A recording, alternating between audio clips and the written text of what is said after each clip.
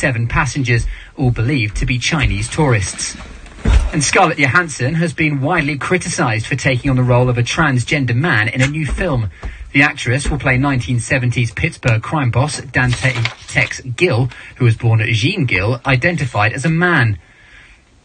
Critics argue a trans actor should have been cast in the role, but Miranda Yardley, a transsexual feminist, has been telling talkRADIO that's a case of double standards.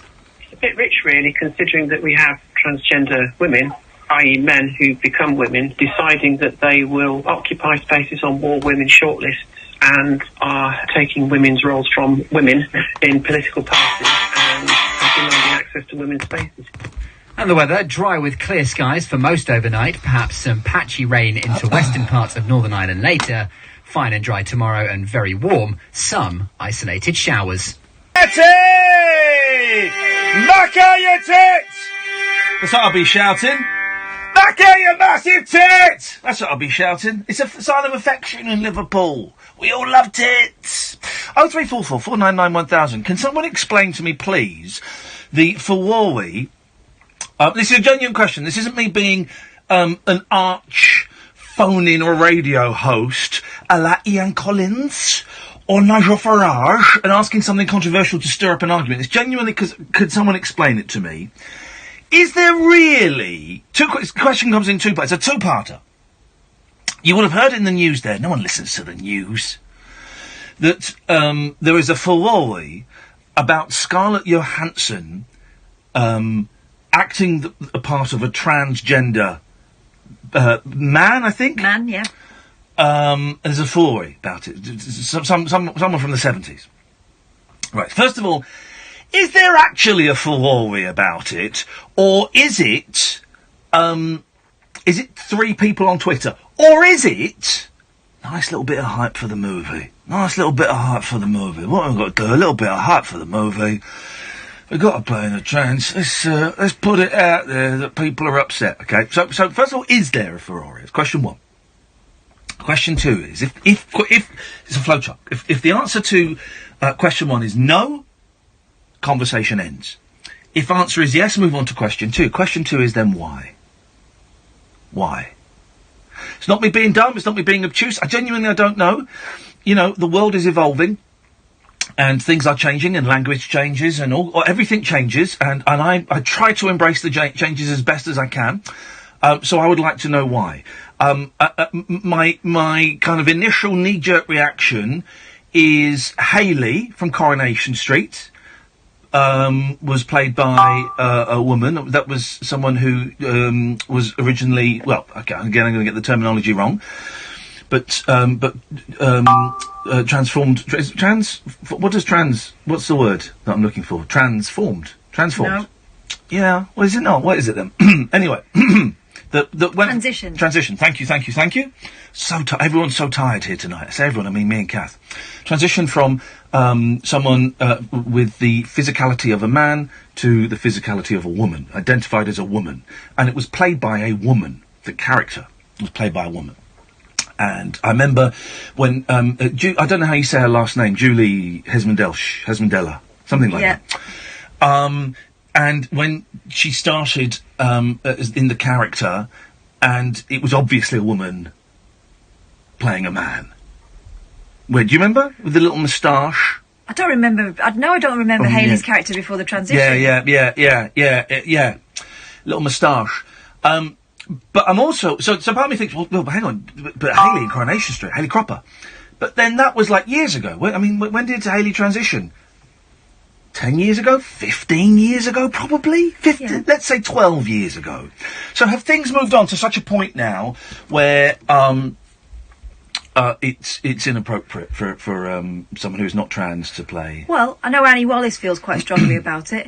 Annie Wallace, who's been in here, who was born, born in a man's body but's always been a woman. Go on. And is playing a trans woman. Hollyoaks, isn't it? Yeah, we love Annie, yeah. Can you surmise Annie's view on this? And this isn't me trying to generate phone calls by being a dick. Honestly, I don't know, and I don't know the situation, and I'd like to have it explained to me, please. She's saying that she's inappropriate for the role, just as Jared Leto was in Dallas Buyers Club. I don't know that. I don't know that movie. Do you go to the cinema because it's a business or because it's entertainment? Trans actors need work and Hollywood needs to stop trans face. It's that simple. So trans face is like blackface. Yeah. Okay, all right, fair enough. Yeah, I can see that point. Yeah. And also, let's remember, we went to see a film with Scarlett Johansson playing a Japanese robot the other year. Yeah. So you're saying that everything. So you're saying that Scarlett Johansson's a racist transphobe? She doesn't seem bothered about. Well, then we need to crossing those lines. Okay, so the problem isn't Hollywood; it's Scarlett Johansson. Okay, fine. Question 3: how do we kill Scarlett Johansson? 03444991000. Let's go to Damien. Good evening, Damien.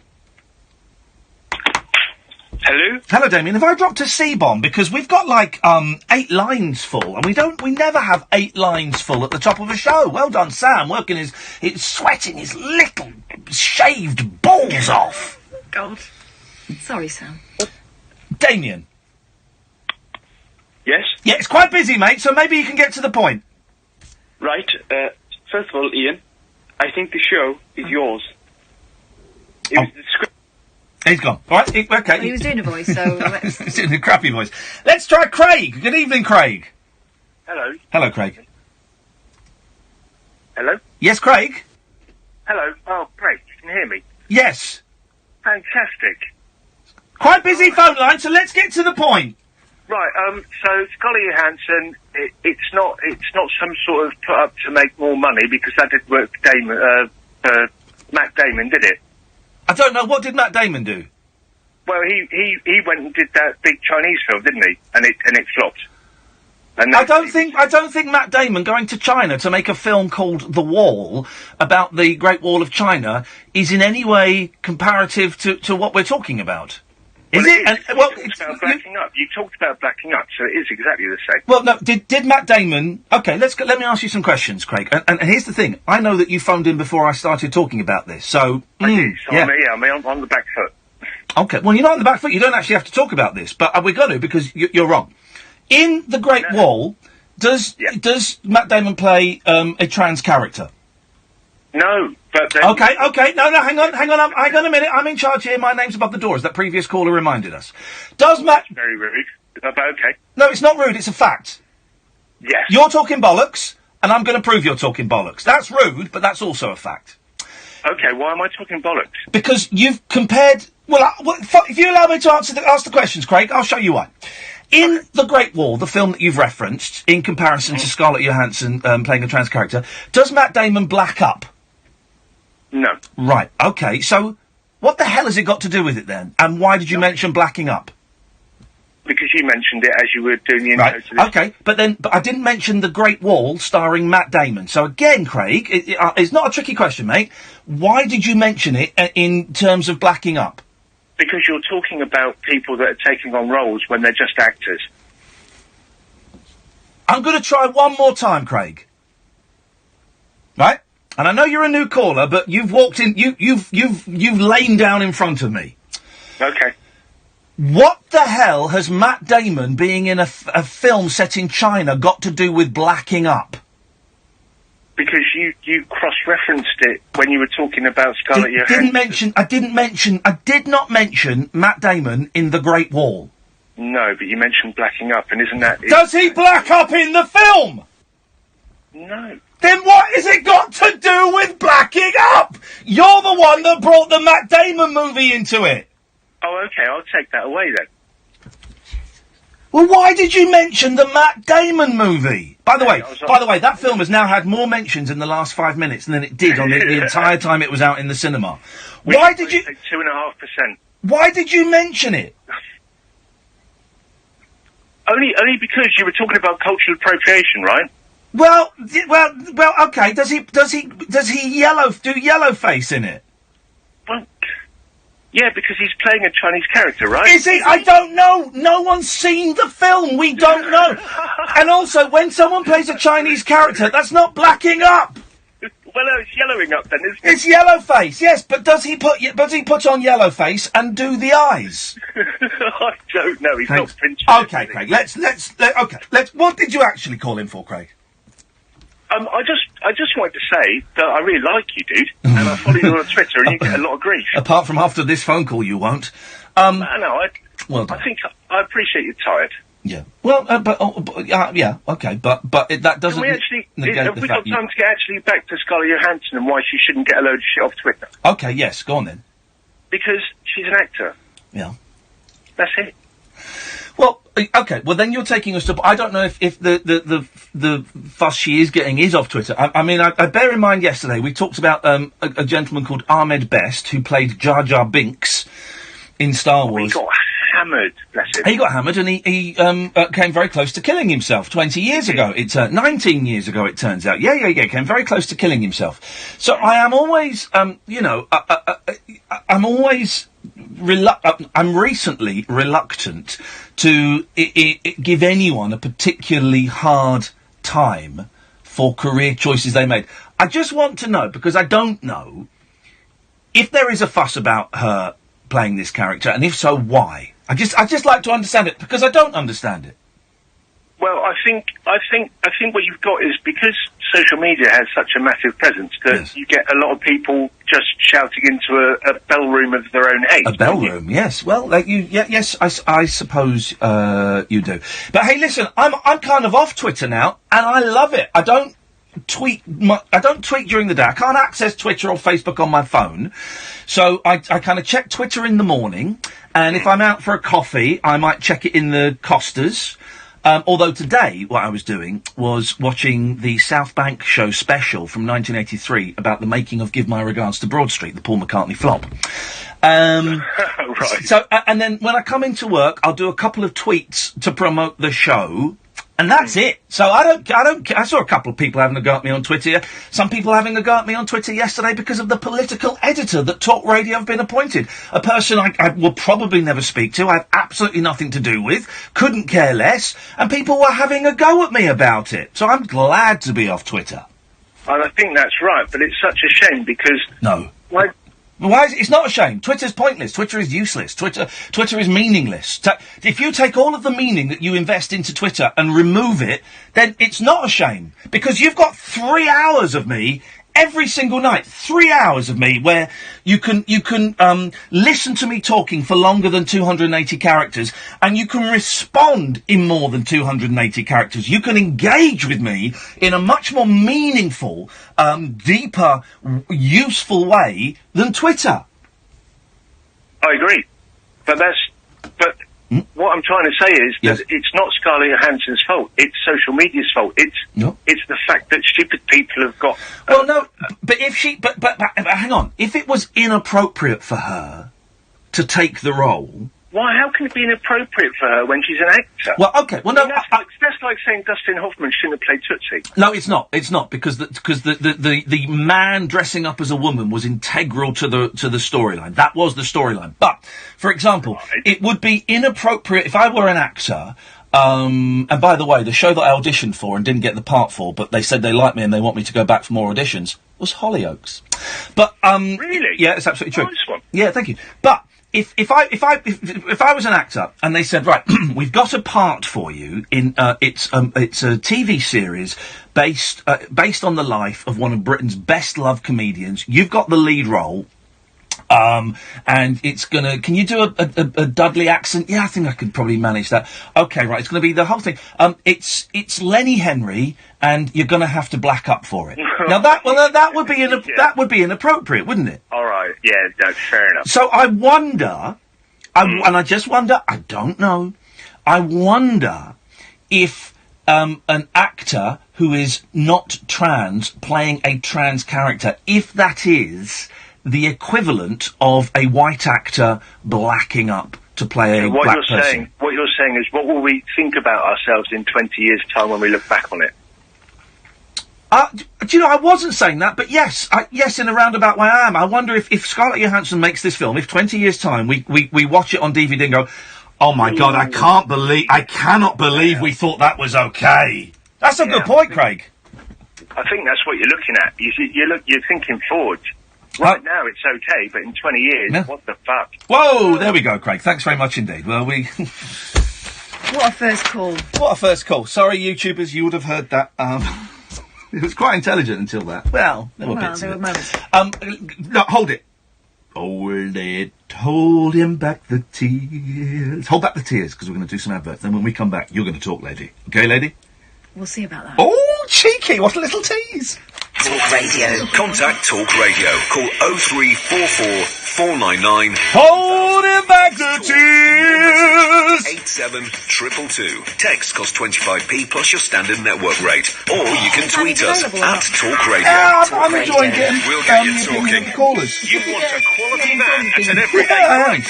Well, this could be just the deal you're looking for. What's that coming over the hill, Van Monster? Right now at Van Monster, we've got incredible offers like these 2016 Mercedes Sprinters from only £239 a month, with features like a free 6-month warranty as standard. See all the vans and all the deals right now at vanmonster.com. Thanks, guys. Conditions apply. Deposit payable. Offers to business users only. At Green Flag, we think the AA are great. They've won bucketfuls of awards. They'll give you unlimited call-outs when you get in a pickle. What's that? Pickle. And they cover 100% of the UK. Very good indeed. So why do we think that is so great? Because Green Flag do all of this too. And we'll have you AA renewal quote. Green Flag. Common sense to the rescue. There may be a charge for call-outs with the same problem. Savings based on our closest equivalent UK vehicle cover for vehicles 10 years and under. T's and C's apply. Are you seeing this? If I bet £5 on any Betway market on the England game, Betway will give me a £5 free bet. With Betway, you can combine anything you like. Cards, corners, goal scorers, and goals! And here I was thinking the World Cup couldn't get any better. A £5 free bet.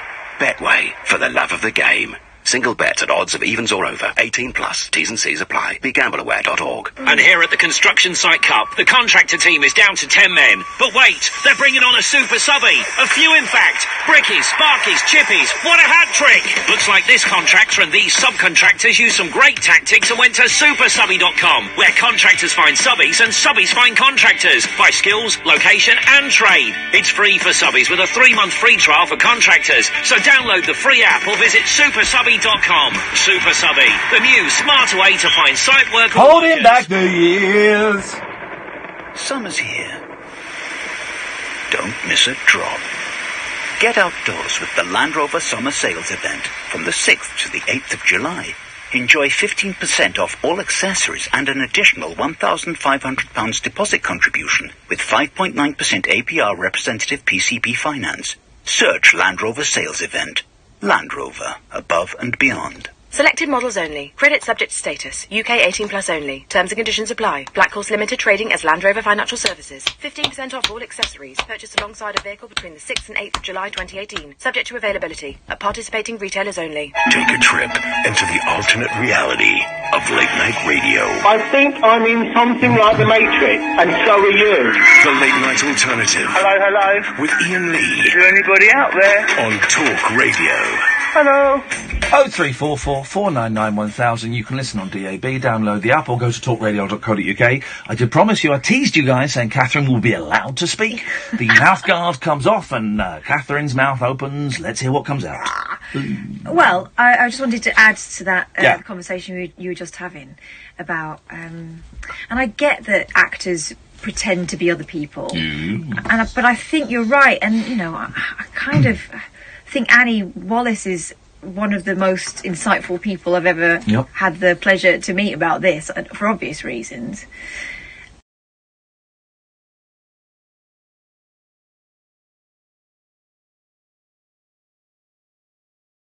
Off and Catherine's mouth opens. Let's hear what comes out. Well, I just wanted to add to that the conversation you were just having about, and I get that actors pretend to be other people, but I think you're right, and you know, I kind of think Annie Wallace is one of the most insightful people I've ever had the pleasure to meet about this, for obvious reasons. And it wasn't really that long ago in human history that women didn't act at all and used to get young boys playing female parts, and that was weird, wasn't it? Yeah. So maybe it's just time that we move on, and I think it's good that we question this. Here's the thing I'm starting to realise about myself. 5 years ago, I'd have gone, what's the problem? What's the problem with this? It's acting, they're acting, get on with it and act.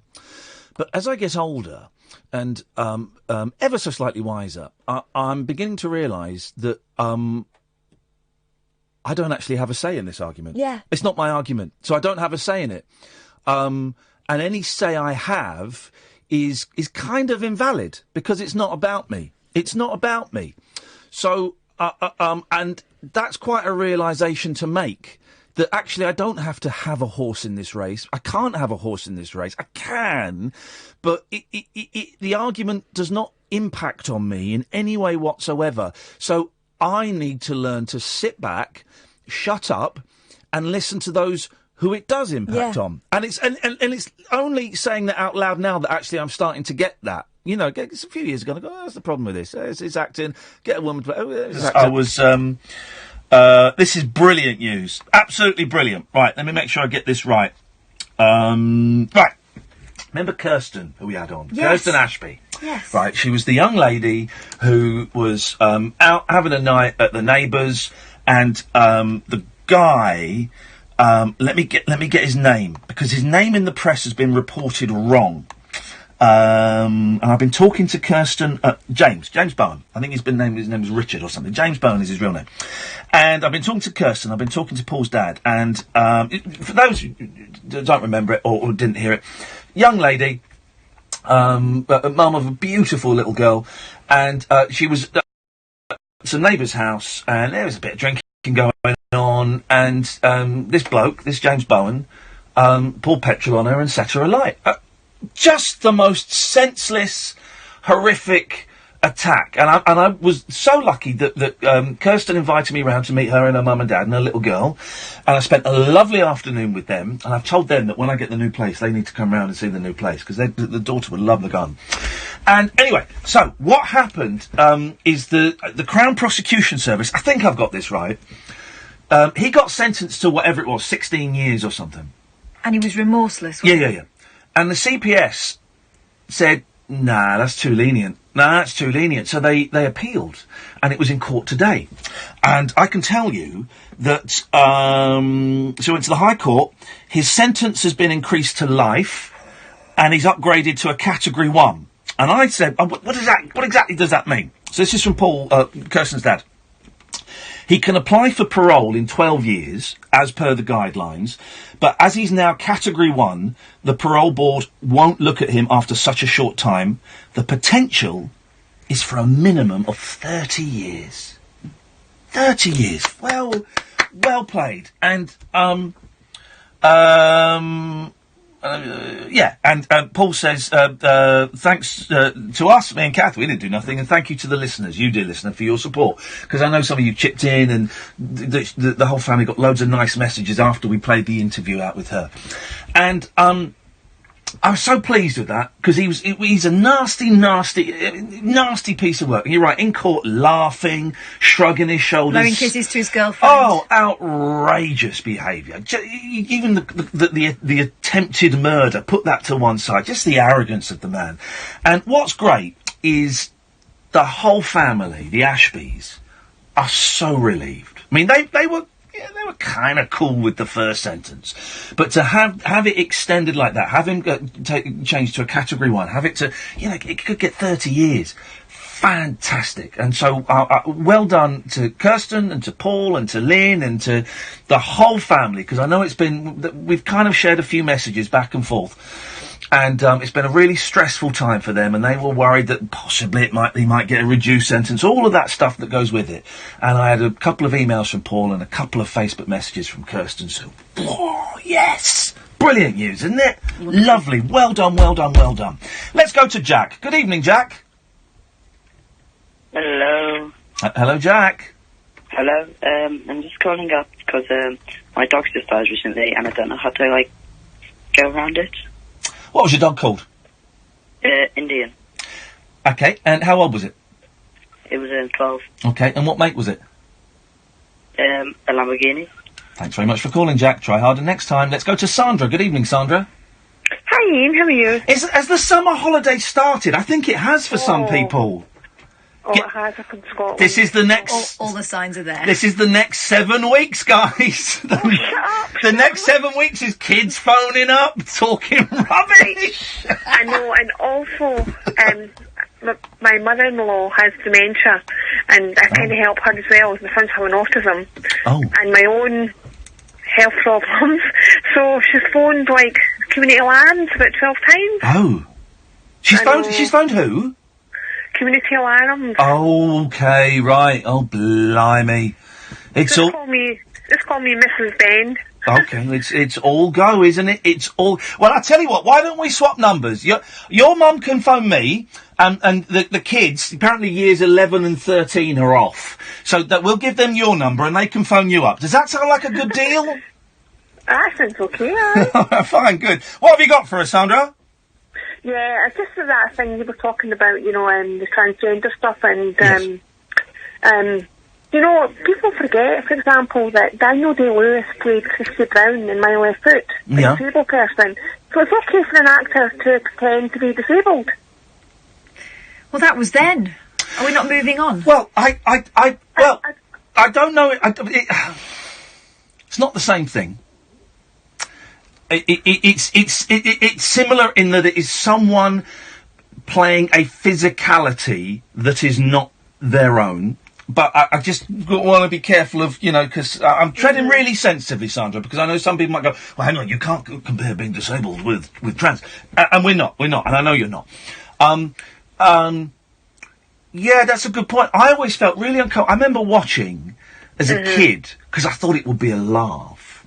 The Elephant Man. Thought it would be a laugh, flipping it.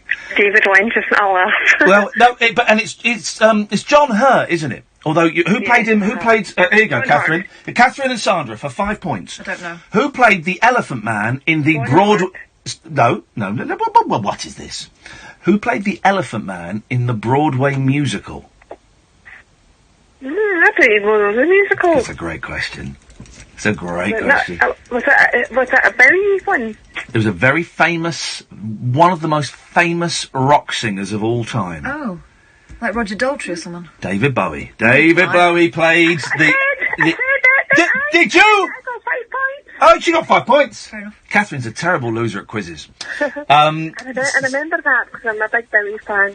But I watched it. I remember watching The Elephant Man, and I was about 13, 14, and it's a very, very moving, powerful story. It's a great film, you know, very well done. But at the time, I remember thinking, him playing that character doesn't feel right somehow. Doesn't. But then, all right, okay. Well, then can we go into the ridiculous for a second? Talking of Roger Daltrey. Roger Daltrey played a deaf, dumb, and blind kid in the movie Tommy. Yeah, sure. Now, is that inappropriate? I don't know. There's no answer to some of these questions. I'm just thinking, like, that's an interesting point about the Bowie musical, because Scarlett Johansson, Under the Skin, and they got, like, a disabled person to play the same condition, you know, that the Elephant Man had in that film. Yeah. And at that time, I was just awakening up to disability issues, and... Good night, darling. Good night, darling! Sleep well! Good night, my love! Sleep well, boy! Don't you worry, son. Take care. You sleep well. Good dreams. He'll be upstairs reading. Anyway, yes. He will be. He's into manga. Reading. Sorry. He'll be upstairs playing games on his iPhone. That's what I meant to say. No. He reads manga. Ian, you know what manga is yet? No. Manga. I think he said Minder. He reads Minder. What, the novelisations of the Minder television series? Manga. JoJo's Bizarre Adventure. Okay, I know. Okay. I never could get into that. Right, okay, I can't understand them either, but it's about stands and things, but, you know, someone is reading, so... But anyway, yes. As I was saying, Scarlett Johansson in that film, Under the Skin, which is an amazing actress, was to play an alien. Yeah. They had a person with a disability to play the part of somebody who had a disability. And I was just, I remember the Elephant Man and all that, and I was just kind of waking up, you know what I mean, to disability rights and things like that, and I thought... I tell you what I thought was great, and I thought this was a turning point, and it's not quite been the turning point I thought. Have you seen Breaking Bad? Mm-hmm. And the son in that has got, I think he's got cerebral palsy. Yes, he does. And he's got it in real life. And it's never mentioned in the series. It's never mentioned in the series. It might be mentioned once.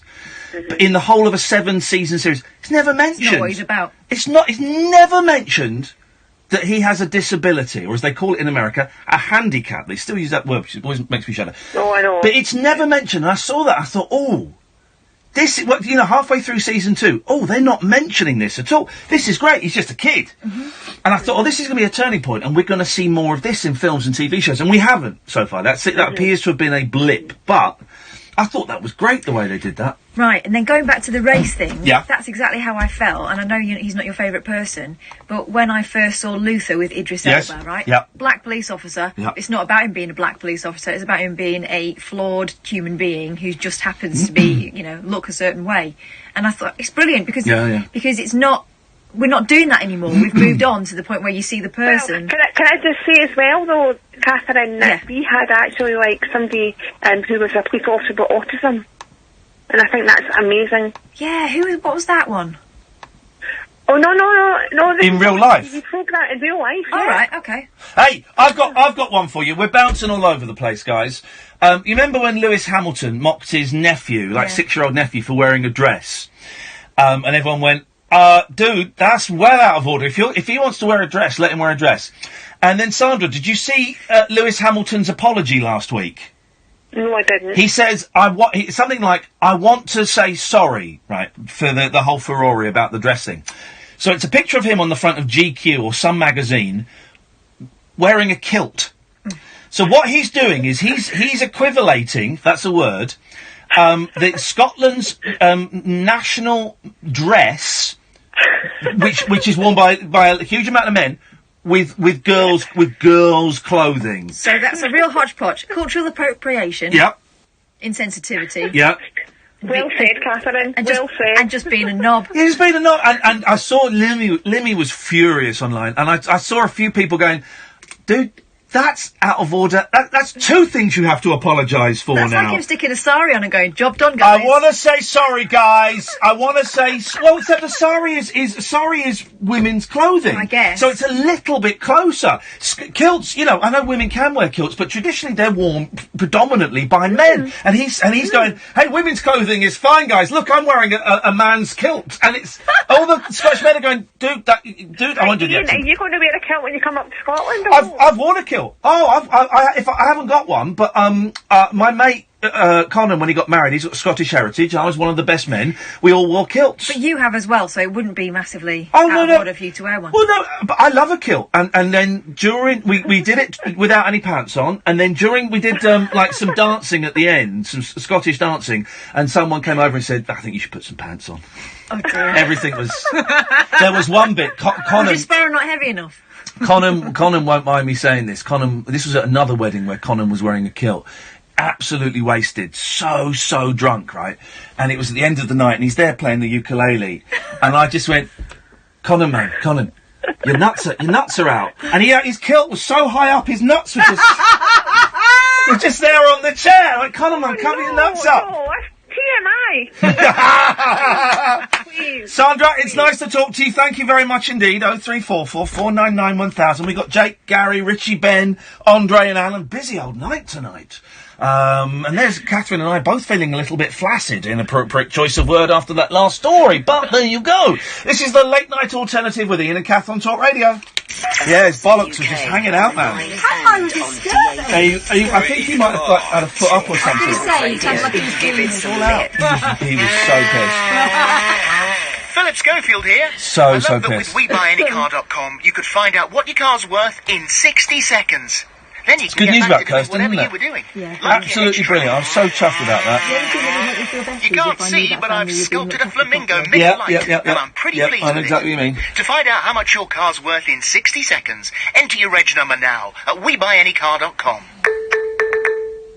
Admin fee may apply. For more information, see WeBuyAnyCar.com/. Well, Is now your baby's and then I feeding started time? thinking about that story I Maybe read to it's you your out of the sorting through paper some the other bills week time. where the groom had sat on Or his if you're enjoying some Oh yeah, left the skiddy. it could be the perfect time to renew your tax credits. and a fight ensued. Your world Oh, isn't India like Willoughby's just started following me. so neither's ours. That's why you can renew your tax credits online, day or night. Maybe. Probably. Do it now. Visit gov.uk/manage tax credits now. We're ready when you are. To the McCulloch man, his McCulloch lawnmower is like the finest footballers across Europe coming together to get the job done. And the morning challenge of the tough, unruly grass facing him, that's like the local pub team. Pathetic.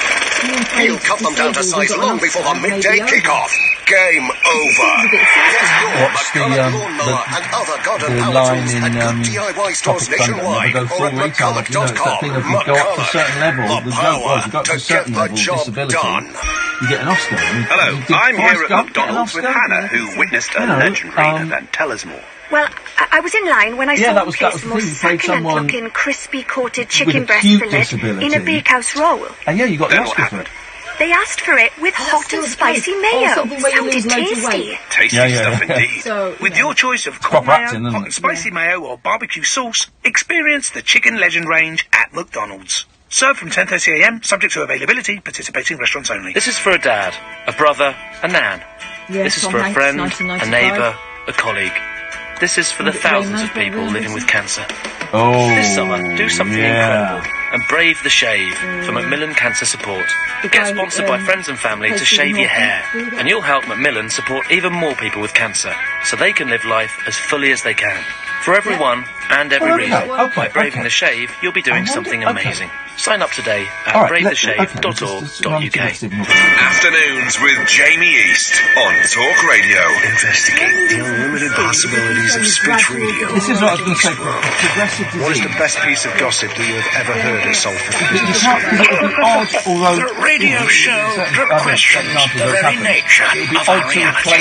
What makes us human? Why do we sin? My goodness me, if these walls could talk. Where can I get a pair of glasses like Jamie's for under a fiver? Eastworld with Jamie East. It's a bit of a national favourite tomorrow afternoon from 1 on Talk Radio.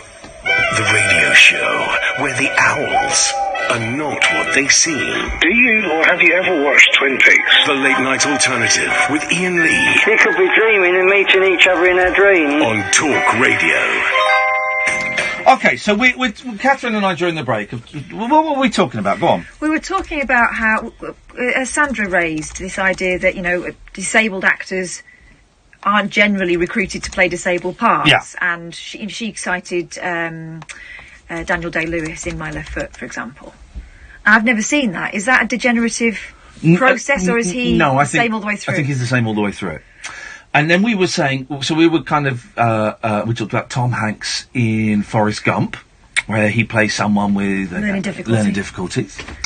And then Eddie Redmayne, who played Stephen Hawking, of course. And that kind of gave us both pause to thought, thinking, well, what Stephen Hawking had was a progressive disease, where he started off physically fine, and over time, his physical abilities lessened and lessened. And, you know, I'll tell you the Stephen Hawking story, you'll know it. So it would be odd, but not unprecedented, to change the actor halfway through when his disabilities reach a certain level. Of course, sometimes they do have actors playing the same role as they age, but just thought that, I don't know, we're getting slightly esoteric. Again, I don't think it's our argument to have. No, you're absolutely right. It's not our argument to have. But I think it's right to think about. It's right to kick it around a little bit. Good evening, Richie. Yeah, there, Bob. Hello, mate. What you got for us? Hello. It's only a quick... Well, it'll be quick if you can get the words out. Otherwise, we could be here all night, Richard. Exactly, but I thought I was like third on. Sorry about that. Yeah, it's just, remember when I first found off on your Jackie Chan night years ago? Yes. Seemed like years ago. Yeah, we were saluting the magic of Jackie Chan. Yep, sat next to me pond, remember? Yes. I am sat next to me pond, again, with me dog, and I thought I'd just phone up. Little anniversary thing going. Brilliant show, still. Keep up the good work. Hey, Richie. Still King Cathy. Carries it. How would you like it? How would you like it if you carried my fist in your face and I sent you flying into that pond, buddy? Well, Yeah, would you like that? Would you like that, Richie? Would you like that? A knuckle sandwich? Would you like that? Be friendly, mate.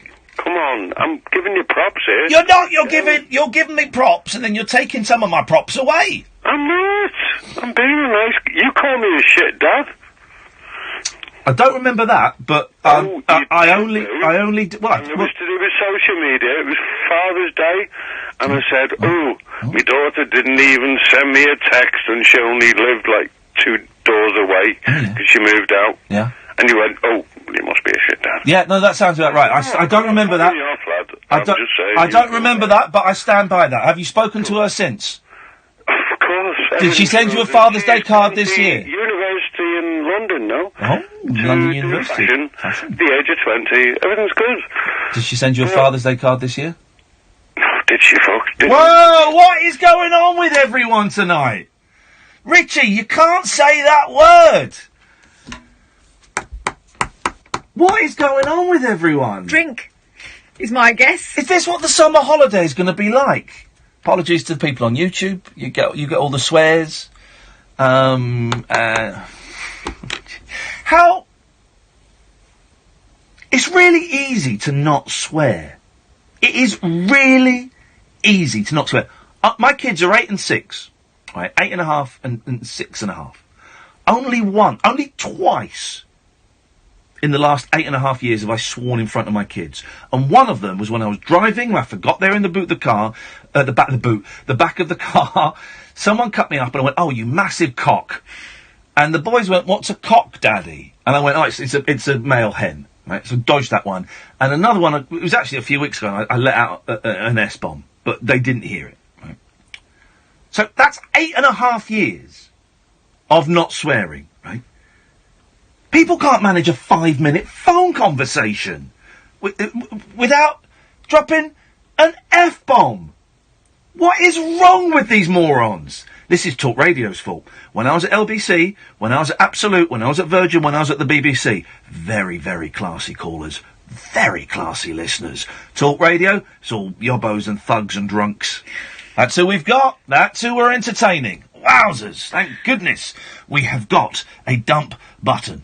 Let's try, Ben. Good evening, Ben. It's Connor Kwan. Sorry? It's Connor Kwan. Okay, I can't hear what you're saying, mate, so unlucky. Let's try Craig. Gary, good evening, Gary. All right. I've tried to swear. Catherine. Well, what? I've tried to... Hang on a minute, shut up. I've got a bad feeling about this. Didn't we agree not to talk anymore? Did we? No, I don't think we did to Gary. Right, cool. No, there was a big fallout, I seem to recall. No, I don't think so. I don't know fallout with you both. No, you do quite often, Gaz. There's often swearing, so just be careful. I'm with my dad at the moment, so I'd like to talk about it, if that's all right. You talk about anything you want. Go on. My dad's died at the moment, with Alzheimer's. Not like it. I'm sorry to hear that, man. I'm sorry to hear that. I see him, I don't know where I am. It's horrible, isn't it? Yeah, no, my granddad had the same thing, and it's one of the strangest, most upsetting things, yes. I'm breaking news. The word you were looking for is transgender. My friend is transgender, so the woman's going to be a man. Okay, well, that wasn't the word I was looking for, but how do you feel about that? About transgenders or about my dad?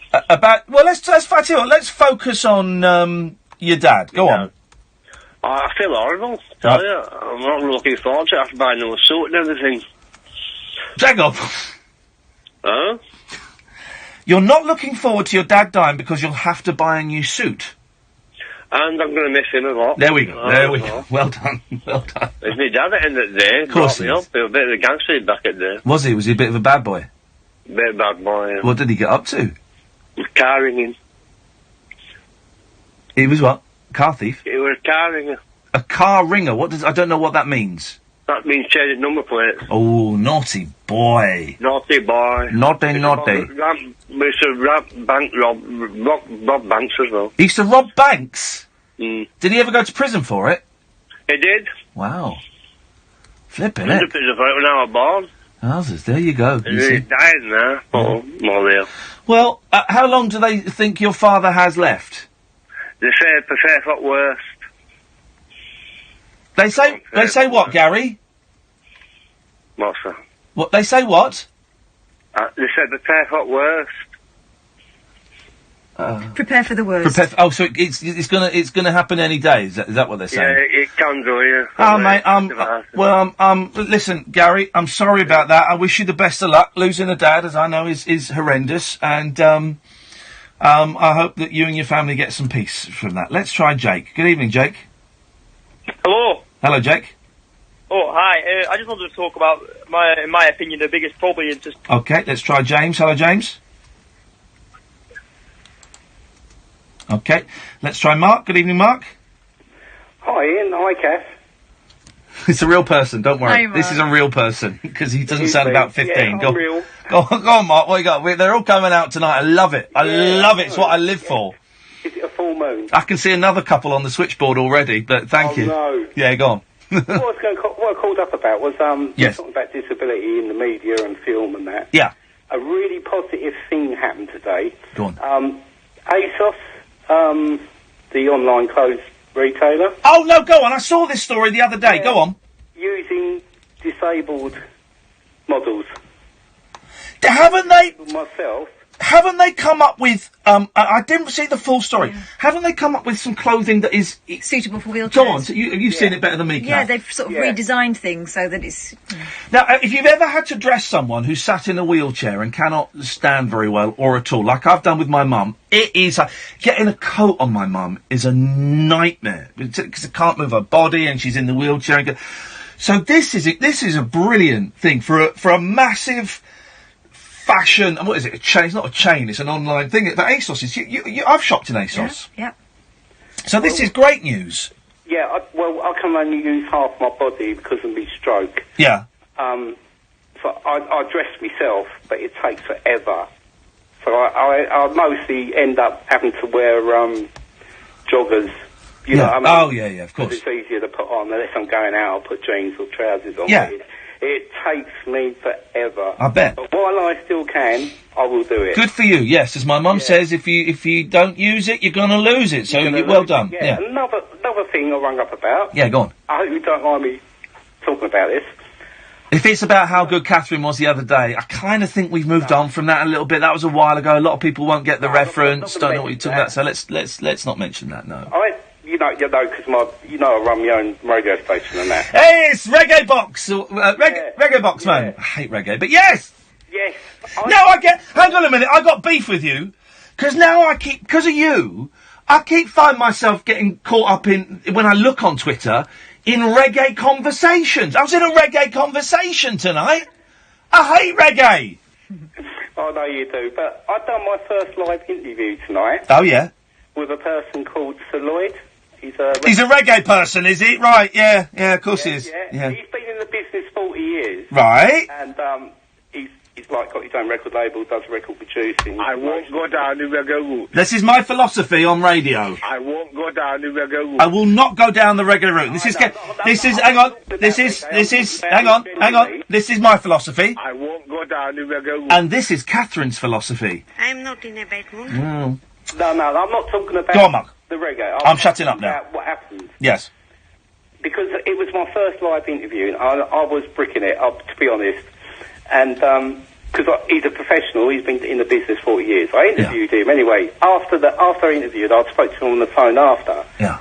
And he said, great interview, mate. Oh, there you go. Good. And I said, well, you're my first live interview I've ever done. And he goes, what? Nah, he couldn't believe it. There you go. You're a natural. There you go. It's all about just having a conversation. And he's put my confidence up so high now. Good. Hey, guess who, Boom, boom, boom, boom, boom. Guess who I unfriended on... I've only got about a dozen friends on Facebook, right?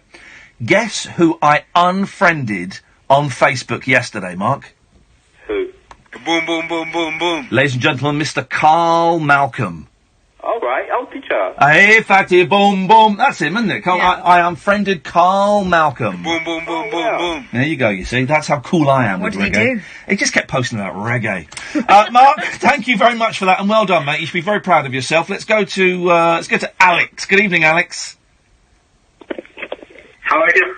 There we go. No, well, let's see with this one. Alex, yes? Yeah, I'm here. Yep, what would you like to say? I'm from the U.S., you know, because you can probably tell from my accent. Yeah. And I would like to know your thoughts on people saying Bush did 9/11. People saying what? President Bush did 9/11. Well, I think they're idiots. Yeah, they probably are idiots. Yeah, because it was done by a load of Saudi terrorists. Yeah. Well, that was easily solved, wasn't it? I don't buy the whole conspiracy theory. Bush probably used it to his own gains and allowed him to, kind of justify almost going into Iraq and all of that stuff. But no, Bush didn't do it. Those buildings weren't blown up by the CIA. They were hit by 2 massive aeroplanes. Yeah, I get what you're saying. You don't buy any of these conspiracy theories, do you, Alex? No. Because I tell you, because it's your countryman of the same name. What's his name? Alex, the InfoWars guy. I'm Alex Jones, and here's the thing. I know that those planes were flown in by American military. It was a SWAT team. I got documents, verified documents to prove this was the case. And George Bush was behind it. And everybody that jumped out of that building was an actor. They were actors. They were actors. That was filmed in a Hollywood studio. I blame Alex Jones for all of this stuff. Okay. Hey, Alex, how did you find... I can see you're listening in Georgia, home of... I don't know, actually. Peaches. Home of Peaches. How did you find this silly little British show? So I was just going to Twitch and I found your stream by searching up phone. Hey, nice one, man. Well, Alex, it's lovely to have you on board. You give us a call anytime you want, fella. Thank you very much. Okay, see you. Cheers, mate. Thank you. There we go. It's a real one. I'm Alex Jones, and I got verified documents that prove that all those kids weren't really shot. They were actors. And, in fact, you can see some of those kids, they're in episodes of ER as doctors. And, so they didn't get, it's all organized by the Jewish mafia that runs this country. I got documents to prove that. Now buy my man pills. I got these men. Hey, guys, can't get a boner? Can't think of bullshit? Then you get my pills. I take 5 of these pills in the morning, 5 in the afternoon, and 5 before I go to bed. And this racist, anti-Semitic, homophobic, paranoid bullshit just flows out of my mouth. What I really love about him is the before and after shots. Same bloke, just a bit redder. Hey, if you're a paedophile or you support paedophilia, take my pills and I'll hire you like I did with Milo. This is the late night alternative on Talk Radio. Talk Radio. Dial up some dialogue. Talk Radio. That was a good hour.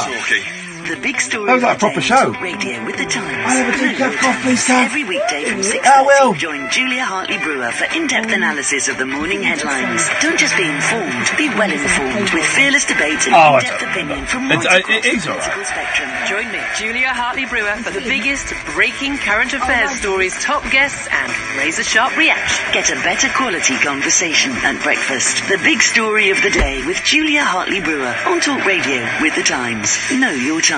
When it comes to a great atmosphere, you need to watch the game in a great Green King pub. Chris Kamara here, Kerry, and I've got something unbelievable to tell you. I've brewed my own beer. It's called Unbeerleavable, and it's available in participating Green King pubs throughout the summer. Download the Green King season ticket app and you get a free pint, plus enjoy 10% off selected drinks during football matches at 800 Green King season ticket pubs. T's and C's apply. Always drink responsibly. Forget history. Forget the years of hurt. Forget the red cards. Forget the missed handballs. Forget the brilliance. Forget being an underdog. Forget every game that has gone before. Because all that matters is now. Kane is at the back post, and it's there in stoppage time. A gift to the nation, and England off to a flyer. The 2018 FIFA World Cup on ITV. And there's Mike Simmons onto the forecourt, approaches the T-Rock, but picks out the Tiguan, looking at a 7-seater Tiguan all-space now. He spies the Touareg, promising but he's leaving it late. A quick exchange with the Volkswagen salesman, and yes, Mike Simmons is the proud owner of a brand new Volkswagen Touareg. The Volkswagen SUV event from the 1st to the 15th of July. Save £500 on top of existing offers when you test drive any SUV. Just make sure you get there before the final whistle. Offer available on the retail on the road price for Volkswagen SUVs when test driven and ordered between 1st and 15th July. Delivered by 15th August 2018. Except the new Touareg, which is to be delivered by 31st October 2018. Retail customers only. Across the UK. No bed, please, no bed. DAB. Talk Radio on the hour news headlines. I'm David Dom. Police say 2 people in Wiltshire who were in a critical condition were exposed to Novichok after handling a contaminated item. The couple, who were taken ill in Amesbury, were taken to hospital on Saturday. They can't say yet if it's the same batch as Sergei Skripal and his daughter were targeted with in nearby Salisbury earlier this year. Here's Cara Charles Barks from Salisbury District Hospital. We have seen other members of the public who have come to the hospital with concerns about their health following this incident.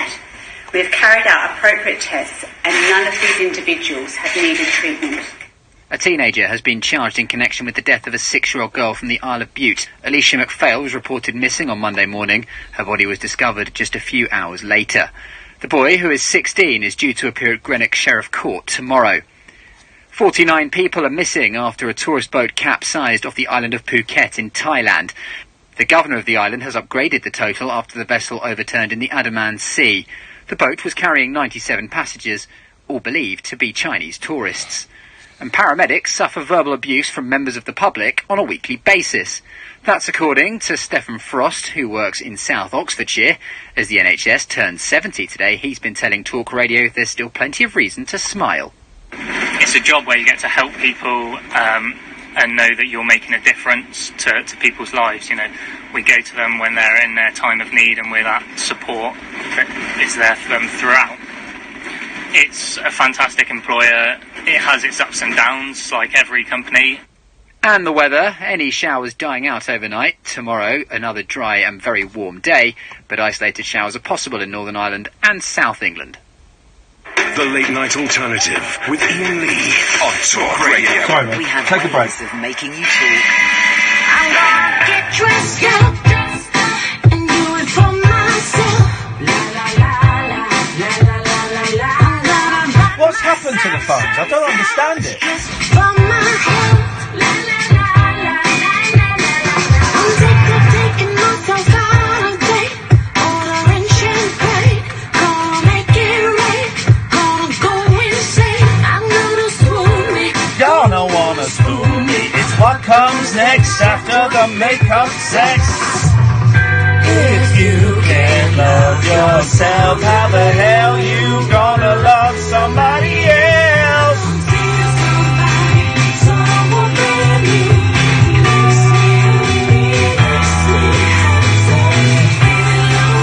I am the one and only.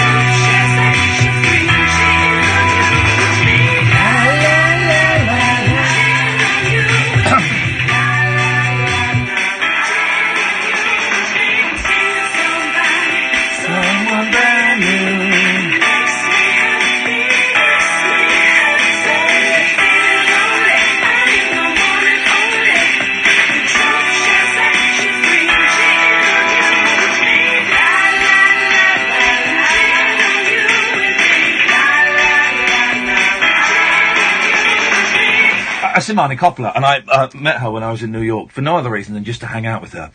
And we got the Staten Island ferry, and we talked about The Staircase and all the murder documentaries on Netflix, and we decided that we were going to murder people. And we went into really graphic detail. I shouldn't be saying this because when these murders happen, you'll know. We went into really graphic detail of how we would murder people. It involved me. It starts off, you know. You did the leg of lamb one? No, she's dark. Well, we know this. It involved me tying their shoelaces together so they couldn't escape. And then I hold their hands behind their back. Then she chops their arms off. It carries on from there. It carries on from there. Don't worry. We couldn't agree on who to murder. She wanted to murder delivery drivers, and I said, well, I use them for food, and I wanted to murder people. She says, no, I like that. So we couldn't decide on who to murder. But we did, the headlines would be great. Tragic comic and one-hit wonder go on murder spree. It would be a great documentary. 0344 499 1000, the late night alternative.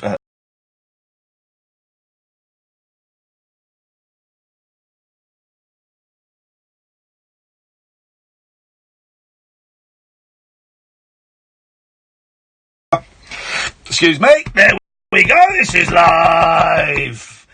Do you believe in life after love? It's so weird. Do you believe in life after love? You do. It's quite good fun. Ooh, baby, do you know what that's worth? Ooh, heaven is a place on earth. Do you believe in life after love? Sam, do it, man. It's too funny to not do it, man. It's too funny to not do it. Come on, Sam. Listen, we've never heard Sam sing. This is going to be great. Come on, Sam. I can feel something inside me. Yes! Yes! Yes, Sam! Oh, beautiful! Sam is made of auto-tune. This is great. Sam is Auto-Man. So Saturday, September the 1st, Edinburgh at the Stand Comedy Club. Sunday, September the 2nd, the Stand Comedy Club in Glasgow. They're big venues, over 200. We've sold 30 tickets for each. Thanks, guys. And this is why we're kind of going to... People say, hey, you should come to Scotland. Hey, you should come to Newcastle. Hey... So quite often when we go to these places, we don't sell many tickets. So I suspect once these dates are done, we ain't going to go nowhere. If you want tickets, go to the Stand website, or if you go to iainlee.com/event, singular, iainlee.com/event. All the dates are there, and there's all the links and everything you need. Right. Switchboard is full. I'm not going to give out the number. We've talked about all kinds of things. We've talked about 9/11. We've talked about the Elephant Man. We've talked about the Scarlett Johansson. I don't want to say foolery. Okay, Scarlett Johansson playing a trans character, and some people are very upset by this. And I've kind of reached the conclusion as I get older. It's not my argument. I'm quite willing. This is maturity. I'm quite willing to sit back and listen to other people who do have a horse in the race, who do have a dog in the race, who are involved in this story in a more visceral way. Yeah, just because it doesn't bother you doesn't mean it's not a problem. Yeah, and I don't know if it does. I don't know if it does. I don't know if her playing this character bothers me. I don't know if the anger around it bothers me. I don't know. I don't know what I feel about this. But, because you know that tomorrow, if it's not been done today, there'll be some, idiot right-wing, predominant, I would say right-wing, phone-in radio host, possibly our breakfast host here, breakfast host at another station, will be doing that. Well, I don't see what all the fuss is about. It's acting. Have you not heard of acting, darling? Do you not know what it's acting? Do you really think that people go out and have to be murderers to play murderers? Of course not! Well, I might have done that 5 years ago to get a few phone calls and for a laugh, but I know what, why don't we... And if you're not trans, you're welcome to call in and give us your opinions, of course, but I'm going to value the opinion of trans men and women significantly more on this story, because they will be able to tell me. And again, I'm not going to generalise, because I know that some will be okay with it. I've heard both sides, Some will be against it. Some will think it's a great thing. Some will think it's a terrible thing. Some won't care. You know, I don't want a trans person to phone up and speak on behalf of the trans people. But I'm prepared to listen to trans men and women and give their argument a bit more credence than my own internal argument. Summer holidays have started, so we've got a few of these. Should we rattle through the joke ones first and then take some serious calls? Should we do that? Yeah. All right, let's rattle through the comedy ones first. Good evening, Sam. Okay, let's try Graham. Good evening, Graham. Hello, Ian. Hello, Graham. How are you? I've got a bit of a conundrum going on, right? Okay, thanks very much indeed. Conundrum. Yeah, we go. That's... Apologies to the people on YouTube. You heard a you heard a racist word there, we got that. Which apparently, and I will apologise to the people on YouTube because the M word. And this is a real phenomenon that we've discovered. Darby stopped taking Skype calls. Is that kids, and it is kids, and I mean he sounded about 11. Kids get great humour out of shouting out racist language. I'm going to put my cards on the table. When I was a young man, I used quite a lot of racial language in a negative way. I did. There was a big divide in my school, and I used quite a lot of racial language that I'm embarrassed about. I'm ashamed about, and it's a real kind of thing that I've got to deal with, you know. And it kind of went both ways. There was a strong Indian community and Pakistani community and kind of white community, and it went both ways. That doesn't justify anything I said or did in the slightest, and I'm ashamed and embarrassed. But even and I wasn't racist, it was just these words had power, so these words would come out, but I certainly wasn't racist. But, what am I trying to say? I wouldn't have phoned up a radio station you know, there's no gag in it. There's no gag in it. And, so there seems to be a lot of that going on, really, and so we will. Here's the thing, kids, if you're listening at home, we have a 7-second delay. So if you phone up and swear or say the M word or the P word or whatever, it's only me and Kath and Sam that hear it. No one else gets to hear it, so unlucky. Let's try Keith. Good evening, Keith. It's Chili Shop. There we go. Let's try. You're too slow, guys. Let's do one more, then we'll take a proper call. Hello, Phil. Hi, it's Phil. I just want to ask your opinion on the EDL. What's your opinion on the EDL, Phil? I think it's not that good, you know. It's not a remarkable thing to think about. Okay. So, so what? You think they're good or bad? Bad, definitely bad. Why? I just don't agree with them at all. Okay. Well, why are you phoning up a national radio station and giving them publicity? I don't know. That's a good question, isn't it? Yes. It's not bad. Yeah. Here's the thing. Here's what we're trying. I'm not having a go at you, Phil, because you're a new caller, and it's great to have you on board. But here's the thing. Here's what we're trying to do. Kath and I are trying to do, and it's really starting to take shape since I got back from New York. Is to create an echo chamber of love and of peace and of art and of positive stories and of good news, and to not go down the usual routes of the Toy Robinsons and the EDL and the Muslims and the people talking about this Trump baby flying out. All of that stuff, right? You can find that for pretty much 21 hours on the rest of this station, with a few exceptions, actually. That's unfair to a couple of the presenters here. You can find that on LBC for 24 hours. It's everywhere. So we don't need this window, Monday to Friday, 10 o'clock at night until 1 o'clock in the morning, for as long as we can. Bearing in mind who we're owned by, for as long as we can, we're going to keep this a place of love and of happiness and of a friendly place. So, we don't need to mention those racist guys, do we? No, not at all. I really support you. Yeah. Thank you, Phil. How long have you been listening to the show for? Just a couple hours, really. Oh, you only found us tonight? Yep. How come? What were you doing to stumble upon us? I've just been recommended by a friend, really. Okay, well, Phil, thank you very much indeed. There we go. Let's go to Nigel. Good evening, Nigel. Hello. Hello, Nigel. How are you? Very well, mate. Thank you very much for calling. Let's try Vicky. Good evening, Vicky. Hello. Hello, Vicky. Hi, I'm wondering if I'm one of your serious callers that you alluded to before. Well, now you might just be saying that just to sneak under the radar, and then you're gonna call me I don't know, a shit or something. A sort of racist slur. Yeah, you might call me a racist swear, but let's see how you sound sensible. But again, that could be a disguise. What have you got for us, Vicky? I'm trying to lure you into a false sense of security. Vicky's a honey trap. Absolutely.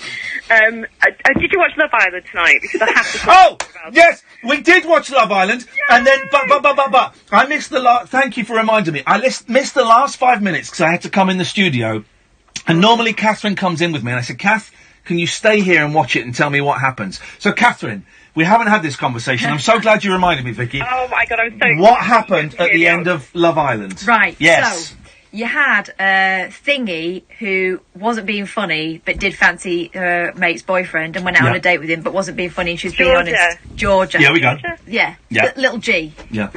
The G-spot. She took them to the G-spot. Yeah. Her and Wes, because they were the only singles, they had to choose between 3 couples who were ready to be dumped off the island, and they had to pair up with one member of each couple. And everyone else went home. Oh. So, you've got, in the couples, you've got, remember that one that Wes got dumped by? Yeah. With the big lips? Yeah.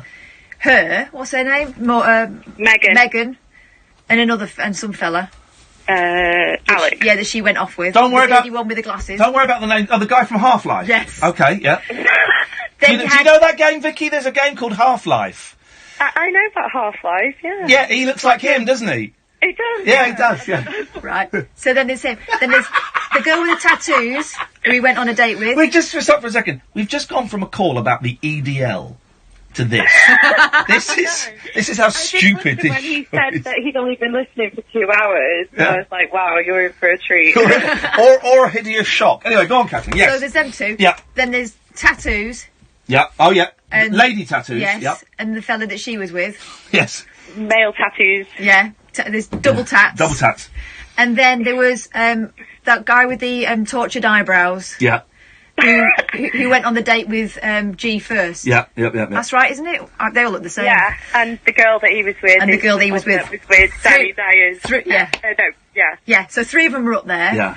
Then they had to go and everyone else is sitting there going, oh, what's he going to do? Because he's choosing between tattoos that he quite fancies now. Yes. And Megan, who's screwed him over, but there's still a vibe there. Right. Oh, so tense. So who did he choose? Wait. So then they go off and discuss it, and G's going, you know that it's the wrong decision to go with her. Yeah. You've got a decision now between what could be brilliant and someone who's really messed you around, and but I don't trust her, but it's, it's going to be down to you. Think about it really carefully, but you can't go back to her, So she gets up and she, of course, picks tortured eyebrows. Yeah. Right? He's standing there, very much in a mood like this. Yeah. This music is what the show's missing. Yeah, totally. They should put me in charge of the music. They should do. And he says, I've had to make a really, really tough decision. It's the toughest decision in my life. Did he say it was hard? He said it was really hard. I bet it was. Blue balls. And it's flashing between big lips and tats. Yeah. Big lips. I reckon he's gone big lips. Big lips, tats. You'd have to Is go. it going to be big lips or tats? And tats had lovely eye makeup, actually. It was like a sort of red, sort of sparkly thing going on. I thought she looked great. Tats. Big lips. Big lips is thinking, you better pick me. I know you fancy me, even though I'm really boring. I mean, she's beautiful, but she's boring. Big lips, tats. Big lips, tats. Who's it going to be? Who's it going to be? Who's it going to be? Who's it going to be? Close up on his face. I'm going to go with big lips. Hey! Well done, fella. Well done, fella. He made the right choice. So tats is out. Tats is out. Wowzers. Double tats. Oh, Vicky, it's tense, isn't it? We should definitely do a podcast for Love Island, shouldn't we? It's such a load of rubbish, that show. I mean, it is awful, isn't it? Oh, she's gone. Vicky's gone. She just wanted to know what happened. Vicky's gone. Let's see if we get Vicky back if she wants to come back on. I don't know. Late night alternative, Iain and Kath, Talk Radio. Talk Radio. Listen, phone, talk. Talk Radio. We'll get you talking. At Green Flag, we think the AA are great. They've won bucketfuls of awards. They'll give you unlimited call-outs when you get in a pickle. Pickle. And they cover 100% of the UK. I hope she's Very squeezing right good over indeed. again. So why do we think that is so great? Because Green Flag do all of this too. And we'll halve your AA renewal quote. Green Flag. Common sense to the rescue. There may be a charge for call-outs with the same problem. Savings based on our closest equivalent UK vehicle cover for vehicles 10 years and under. T's and C's apply. For everyone who wants more from their Wi-Fi. For everyone who wants to binge-watch box sets all day long. For everyone who's been stung by unexpected broadband price hikes. TalkTalk has your back. Because our faster fibre comes with our promise of no mid-contract price rises and includes our all-new Wi-Fi hub. With our fastest, strongest, most reliable signal yet. All for just £25.50 a month for 18 months. Search TalkTalk Fibre. TalkTalk for everyone. £30 setup fee, contracts and conditions apply. A tough and overgrown lawn never gets in the way of the McCulloch man when there's a match on. Like a powerful striker with his McCulloch lawnmower. He has the power to get the job done, cutting the lawn down to size well before the pre-match build-up, leaving it looking good enough to host the Cup final. Get your McCulloch lawnmower and other garden power tools at good DIY stores nationwide or at McCulloch.com. McCulloch, the power to get the job done. At Ford, we prefer to listen to a different kind of feedback. The type that comes from our customers. Which is why we've added the new Ford Transit Connect to the Transit range. It's still as hard-working, versatile and reliable as the rest of the Transit range, but is now available with new optional features, including pre-collision assist with pedestrian detection. There's even Ford Pass Connect with modem, so you can stay connected with live traffic and Wi-Fi hotspot wherever you are. So, whether you're delivering sausage... Try again, she was on, phone was on silent. We'll have a transit that can carry your business further. When business demands, we deliver at Ford.co.uk. Ford. Together, we go further. This summer at Wren Kitchens, you'll get a massive 50% off when you buy 5 or more units. Well, Ron, it is a game of two halves. Sorry, I mean that's 50% off all our kitchens. We'd also like to... Throw in the fact that we're offering interest-free credit for up to 5 years. Wren Kitchen Summer Offers. The event of the summer. Yes, get in! Minimum spend applies. Kick off your slippers. Don't go to bed. The party is just starting. You can sleep when you're dead. The late night alternative with Iain Lee on talkRADIO. I think we got Vicky back. Good evening, Vicky. Hi. You get too excited there. Do you have to go off and... I did, yeah. I've just moved into a new flat and I think the signal's a bit dodgy in this building. All right, you show off. You can't take tension. Renting. Show off. What's a show off? Is it furnished? No, I've got my own furniture. I don't want to pull me, but I'm buying a house, right? And I know, I've heard all about your struggles. The struggles, and they are comparable with the struggles that they faced over in Ireland. But hopefully the end of the month, although they're just dicking me around. But tonight, I've got nothing, right? Because I'm coming out of the marital home. I'm not going to take any of the furniture from there. That wouldn't be the right thing to do. So I've got nothing. I've got no furniture. So tonight, Vicky, I bought 2 sofas and a bed. Show off? Yeah, I am showing off, right? A 3-seater and a 2-seater. Well, I've got a big corner sofa, and then my flat I moved into came with a 3-seat sofa as well. So we've got 2 big sofas. Can anyone beat that? We are waving our sofa dicks around, and Vicky's winning. But it takes 6 to 8 weeks for the sofas to be delivered. 6 to 8 weeks. You know what? I think I can't say the sofa brand, can I? But I bet you it's the same one that I ordered mine from, and it took forever. Well, mine's Sofa Workshop. Oh, no, mine was DFS. Oh well, but anyway, I spent bloody fortune tonight on a bloody fortune on boring things, really boring things. Yeah, the sofas and beds, they are the worst. They're so boring. Here we go. I've spent about $4,500 tonight, right? What? On boring, the most boring, grown-up, dull things ever. But you will not be saying that when you are lolling about on them. I've spent $4,500 on things that I'm just going to fart on. That is it. I've spent $4,500 worth of money on fart seats. Fart targets. Fart targets. That's it. Targets. That's all it is. It's going to let rip on there. Outrageous. I can do that standing up. Anyway, Vicky, do we get to the point of your call? It was mostly just to talk about Love Island because my flatmate is away with work, so I've got no one to rant at about how much of a mug Wes was. But oh, he's such an idiot. There you go. Aren't you hoping that she does it to him again? So much so. I hope that... I'm trying to think of one of the other guys that she can get with in there, but I hope it's none of them, to be honest. I don't care. Let's just do it, dip, do. And then, I just think he's a mug, but also he's done the dirty on people before, so I'm quite looking forward to seeing him. But hang on, have they been doing the dirty on each other? Oh, yeah. I've not seen that. Well, he dumped Laura for her, didn't he? Oh, you mean emotionally? I thought you... Okay, right, so I've misunderstood. Ian doesn't like Laura. You don't like Laura, do you? Which, I don't know their names. Yeah, hostess. Which one's she? The Scottish one. The Scottish one. Oh, I think she's absolutely boring. I think she's really boring, and she's she's boring. But that's the problem, though. She's a nice one. She might be a bit boring, but she did treat him well, and he's gone for the horrible one. Well. Always the way. Well, Vicky, thanks for lowering the IQ of... Well, can I just counter this with the fact that I have been marking English literature GCSE papers for the last month. It's literally why I'm so invested in Love Island. It's the only fun thing I've had for a month. How are they doing? Mixed. Have we got a generation of thickos coming up? No, actually, they are way more intelligent, I think, than I was. Where are they going to find the next generation of Love Island? There we go, you see. Vicky, thank you very much for that. Let's go to Andy. Good evening, Andy. Hey, Ian. Hey, Andy, how you doing? What have you got for us this... And by the way, I think you've been waiting a while. I can see loads of people have been waiting a while. The phones are the busiest they've ever been since I've been here. So if you're hanging on and you're waiting, I really appreciate it. If you get bored and can't stand the waiting, put the phone down. I won't think any less of you. But I promise, everyone I can see, I will come to you eventually. Andy, what have you got for us? You asked somebody to call him who was trans. Yes. Do you know anybody? I am. It's you! There you go. Fantastic, Andy. Well, I'm aware that you are not speaking on behalf of trans men and women all over the world. You're speaking for Andy. Yeah. Well, we kind of know that, and the listeners know that. But you're right. You're speaking for Andy.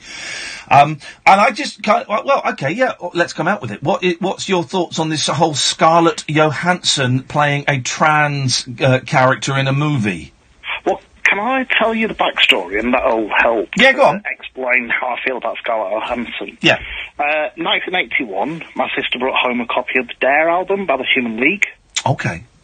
Do you remember the cover? I don't know if you do. Phil Oakey and the full face makeup and all that kind of stuff. I don't remember it, but I'm aware of the styles that were popular at the time, yes. Well, I was 6 years old, and inside me something just went, wow.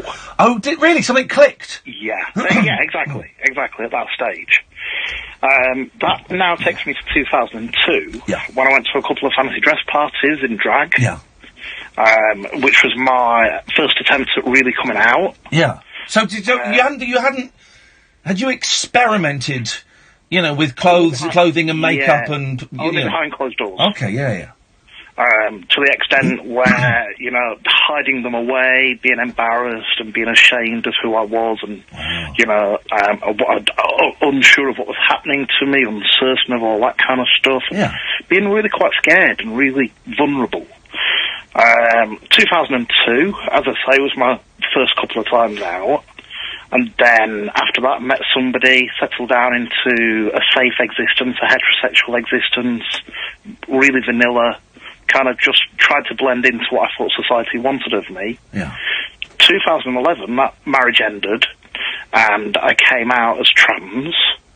In those days, transgender was an umbrella term, meaning anybody from cross-dressers and androgynous to anybody who's transitioning. Yes. Transsexual people, although I don't speak for all of them, I speak for the ones that I know, weren't happy with the term transsexual because what they go through is not sexual. Right, okay. And so I fully understand that. Yeah. So I have been told by quite a few people, well, you're not transgender enough, are you? Gosh. Because what does that mean? Well, I've no desire to transition fully. Right, okay. I've no desire to go all the way. I've no desire to live for the majority of my life as a member of the opposite sex. I just want to be me. So as a result of that, I found myself forced out of being able to call myself transgender, and I'm now settled into the label of gender fluid. Okay. All right, so are you... make sense? Yeah, it does make sense. So are you suggesting that there is a, there is kind of a strong-arm branch of the trans community that kind of dictates what you are allowed to call yourself? It's all a case of feeling comfortable enough to be able to use a label that other people can relate to. Okay. And without people getting... I was always very careful not to call myself a transvestite because people had sexual connotations for that. Right. I feel what I do is more of a spiritual thing for getting in touch with me. Yeah. Rather than a sexual thing. So, nobody's ever said to me, you absolutely cannot call yourself this. Because if they did, I'd say, well, who are you to decide what I can call myself? Yeah. But for the longest time, I considered myself transgender. Then I got to the stage where I consider myself gender fluid now. But the point that I was going to make, before, we get sidetracked and whatnot, is if you can imagine, from those first feelings in 1981, right through to 2002, right through to 2011, when I started going out regularly dressed, up to, and how much that takes out of you as an individual. When it comes to a film, I couldn't give a rat's arse. I'm sorry to say it. Yeah. But it's like, oh really? She's playing a film, I might watch it if it gets a good review, if it doesn't. And if anybody's out there, and I'm only speaking of myself here, but if anybody's out there thinking, oh no, this is wrong, no, this is wrong, this is wrong, just try to spend a little bit of that energy trying to make yourself happier, rather than feeling that you've got to protest. Could there, Andy, there could be some people who say, well, okay, there could be some people who have transitioned, or who are transitioning, or who intend to, who will say, well, Andy, you don't know what it's like. You don't know what that's like, and because I think the character she's playing has transitioned, okay? Yeah. So you don't know what that's like. So your view is not as valid as my view as somebody who's transitioned. Yeah. How would you respond to that? Well, I've heard that argument hundreds of times. Right. And what I would say to them is my journey in life any less valid than yours is? It's less valid than mine because I really have journeyed hard and partied hard. But compared to everyone else, well, no, of course not. All our journeys are our own. But does we're getting slightly into the esoteric and the philosophical. But does that mean that you are less well positioned to speak about a female actress playing a character that has transitioned? Are you less well prepared to talk about that than a human being who has transitioned? Do you see what I mean? Yeah, I mean, I've worked alongside people, I've supported people, I've mentored people who transitioned fully, and my heart goes out to everyone who's in that position. I'm grateful that I never felt the need to go to that level, because I know how much that takes out of people.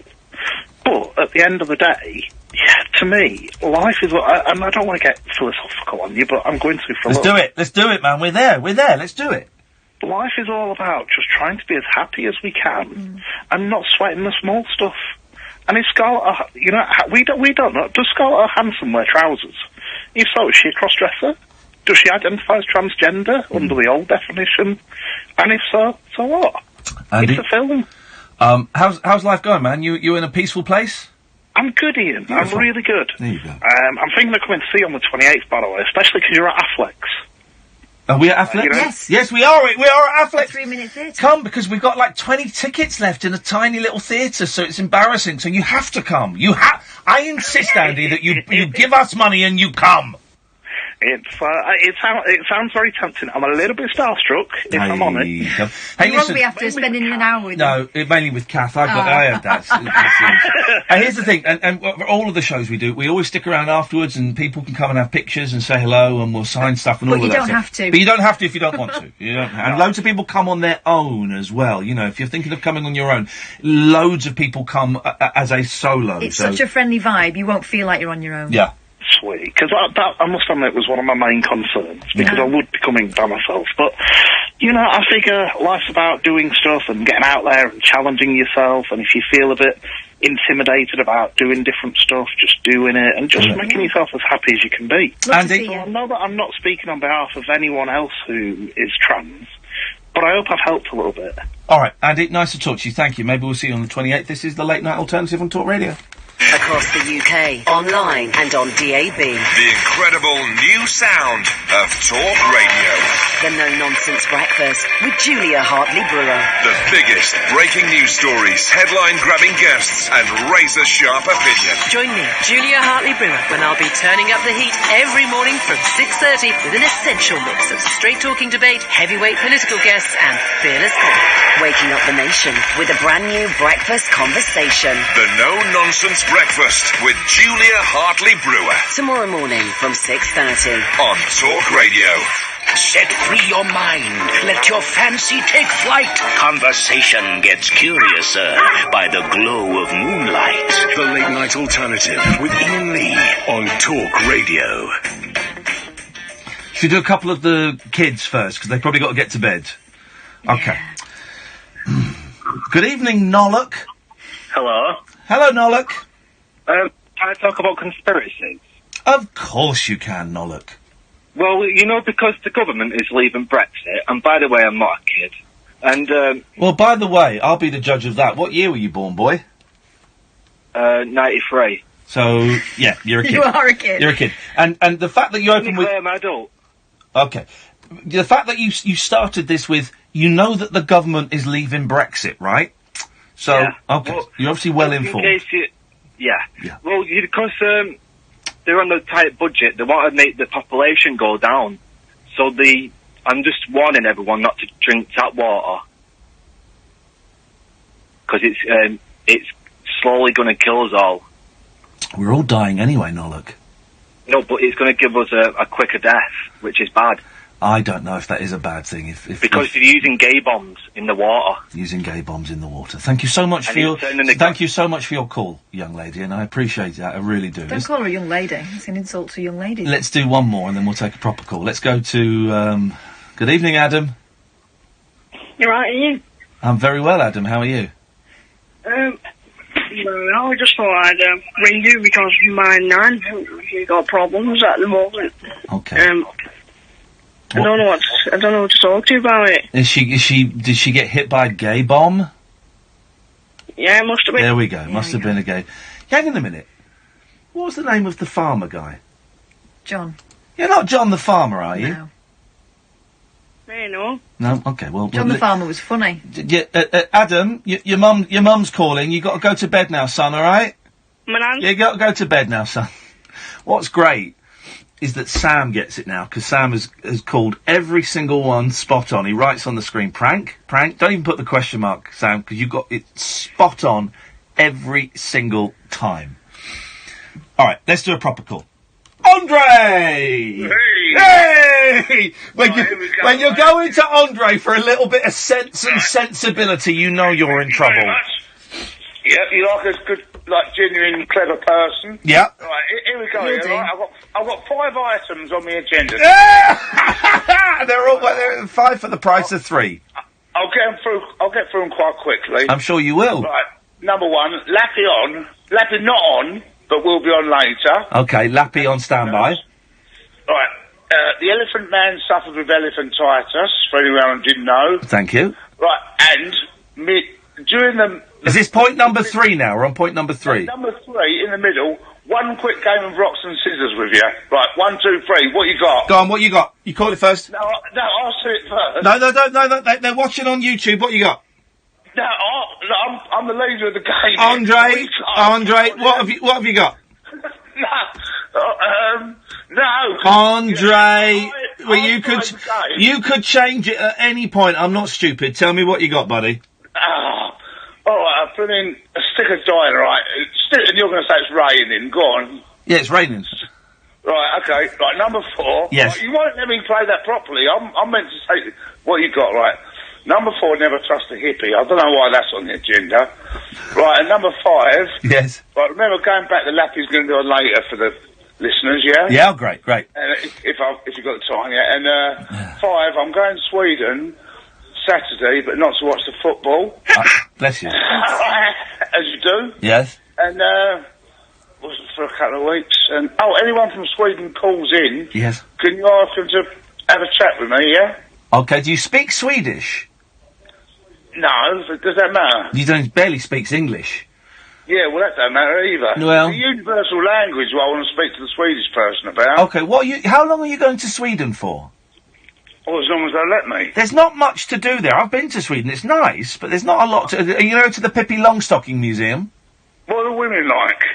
God, not Well, desperate. I know what they're like, so I've met some, but I mean, that's the main, Yeah, they can see and they're sober, so, nah. Yeah, that's what we're looking for, isn't it? Okay. Well, I don't drink it, and you know that. Okay, Andre, thank you very much indeed. There's a man who's been avoiding tap water for a long time. Let's take one more, then we'll take a break. Good evening, Gary. Hello, Gary. Hello, Gary. And he's gone. The switchboard is almost empty now after... What a run! An hour and 40 of unbroken calls. Good evening, Dave. Hello. Hello, Dave. What you got for us? I would like to talk about depression tonight. Oh. It sounds like you got something there to cheer you up. What's that? What's that buzzing in the background? It's just my phone. Okay, I apologise. I thought it was something else. Okay. No, it's not that. Okay, David. Away you go. I think depression is a myth. Okay. Because I think it's just for attention seekers. Okay. And I just think some people generally are depressed, but some people just act it on for attention, if you know what I mean. Okay. Yeah, and I think people like that should just stop it because there's no point in it. Okay. And I also think that lion. There we go. Well, I mean, that was... I'm not convinced that was a phone. It might have gone off at the end. The thing is, I just thought, I'm not going to argue with you. Makes a good point. No. Well, I'm not going to argue with you. Fine, if you want to do that. This is it's a weird one, but I love it when it's like this. This is the late night alternative with Iain Lee and Catherine Boyle on Talk Radio. Across the UK, online and on DAB. He's expecting an argument. For those about to talk, we salute you. Brighten up your mornings and take a brilliant break with Mike Graham on Talk Radio with the Sun Holiday Shop. Great value breaks all year round. Listen to Talk Radio every weekday morning from 10 for 3 hours packed full of fabulous features, great value guests and quick-fire calls on all of the day's top talking points. Don't miss Mike Graham every weekday morning from 10 on Talk Radio with the Sun Holiday Shop. Great value breaks all year round. Go to thesun.co.uk/holiday shop. This is the sound of breakfast in bed. It's nice to feel valued. We're with you. So join British Gas Rewards today for loads of ways to feel valued, including free energy days. British Gas Rewards. Join today. Terms and conditions apply. Forget history. Forget the years of hurt. Forget the red cards. Forget the missed handballs. Forget the brilliance. Forget being an underdog. Forget every game that has gone before. Because all that matters is now. He's at the back post, and he's there in stoppage time. A gift to the nation, and England are off to a flyer. The 2018 FIFA World Cup on ITV. We've got it at Selco. Selco, it's where the trade go. At Selco Builders Warehouse, we've got real deals on a wide range of trade quality building products. In July, we've got Leyland 10-litre matte emulsion for only £7.49 each ex-VAT. Now that's a real deal. We've got even more real deals at Selco Builders Warehouse. For more information, see selcobw.com. We've got it at Selco. Well, she's quite condescending. It's where the trade go. Andy condescending. I get the point, but condescending as fuck. But it's constantly condescending as fuck. This summer, follow the sun, not the crowd. With the Jaguar Summer Sales Event from the 6th to the 8th of July, enjoy 15% off all accessories and an additional £1,500 deposit contribution with 5.9% APR representative PCP finance. Search Jaguar Sales Event. Jaguar, the art of performance. Selected models only. Credit subject to status. UK 18 plus only. Terms and conditions apply. Black Horse Limited trading is Jaguar Financial Services. 15% off all accessories. Purchased alongside a vehicle between the 6th and 8th of July 2018. Subject to availability. At participating retailers only. George McTavish, Neephead Galloway, you have been found guilty of presenting dangerously compelling radio. How do you plead? Guilty, as charged. Never said that before. The mother of all talk shows, with George Galloway. Join me for 3 hours of double galvanized opinion, supercharged debate, and highly energized crystalline vision. Radio Free Galloway! Knock me right down and I'll bounce right back. The mother of all talk shows, with George Galloway. Order! Innocent until proven guilty. Tomorrow night from 7 On the nation's new home of sizzling debate, Talk Radio. Maybe you can't handle the truth. The Late Night Alternative with Iain Lee on Talk Radio. We'll get you talking. So, here's the thing. Michael Flatley. Have you seen this? Yes. He's made a movie, The Lord of the Dance. He's made, what's that? Snot just falling out my nose onto my hand. Michael Flatley, The Lord of the Dance, has self-financed his own movie where he plays a spy in it. If you Google, you can see the poster for it. You've never seen Michael Flatley like this before. No, but you get the impression that that's how he sees himself all the time. Well, you've read his autobiography, haven't you? No. Oh God. Why would I? Has someone listening? If anyone's got a copy of Michael Flatley's autobiography, could you phone up, please, and just pick a page at random and read it? It is the most conceited, arrogant waffle. On the Billy Idol scale, where is it? Oh, Billy Idol's like kindergarten compared to this guy. So if I got this right, you'll know if you've got this book right. Isn't there a bit where he compares himself to... No, he says he's better than God. At what? I'm pretty sure. I'm going to Google... At dancing?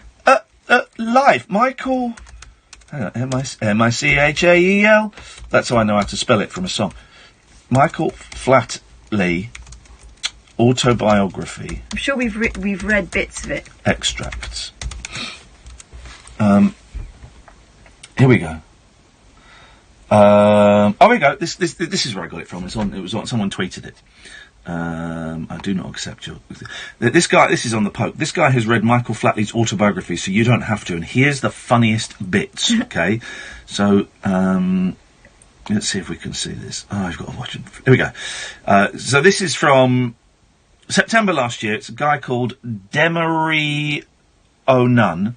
It's Monday afternoon. I've got a hot date with a real social guy, and he's got Michael Flatley, Lord of the Dance.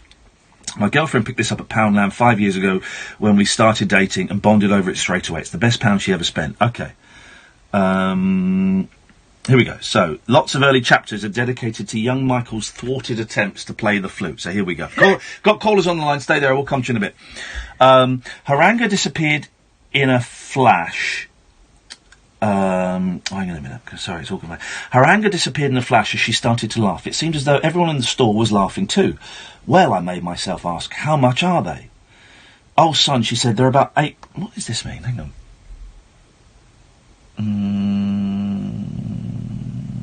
Okay, right, so that goes on. I want to find...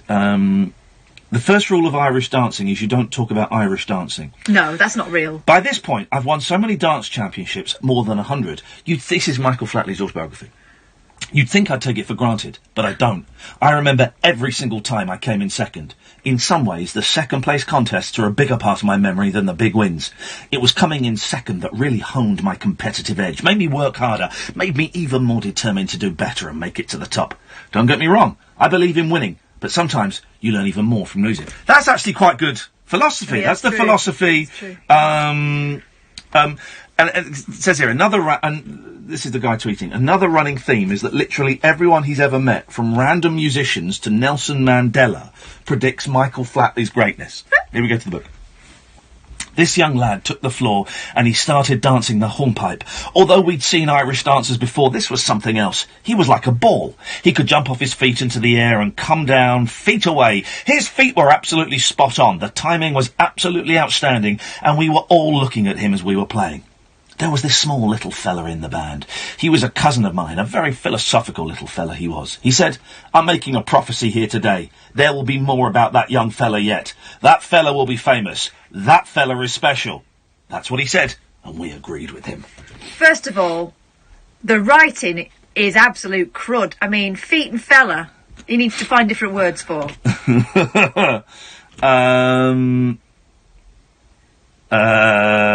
Okay, it goes on and goes on and goes on and goes on.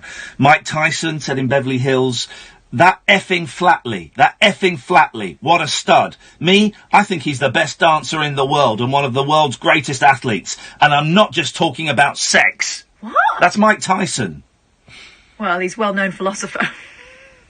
There we go. And dance aficionado. Here we go. This is it. When I was announced the winner, there was a big roar that floated up from below, surrounding me in a huge cloud of deafening noise. I forced myself to turn away, to walk down the empty staircase that led into the main hall where I would receive my trophy. But just before I entered the main hall, I stopped and stood alone in the empty corridor, just listening. I couldn't believe that all these people were clapping for me, and I swear I heard the voice of God talking to me, the universe sending me a message, telling me never to doubt myself again. No, he would be saying, get over yourself. I mean, what a man. And it goes on and on and on and on. Did he self-publish that, or did anyone read it before he put it out? But this is it. So he's made a movie. I want to see this movie. It's going to be like The Room, isn't it? I want to see Michael Flatley's movie. Where the hell do I find this from? Because it's going to be incredible, isn't it? Absolutely incredible. That's what we want. 0344 499 1000 is the telephone number. But we'll go to calls in a second, I promise.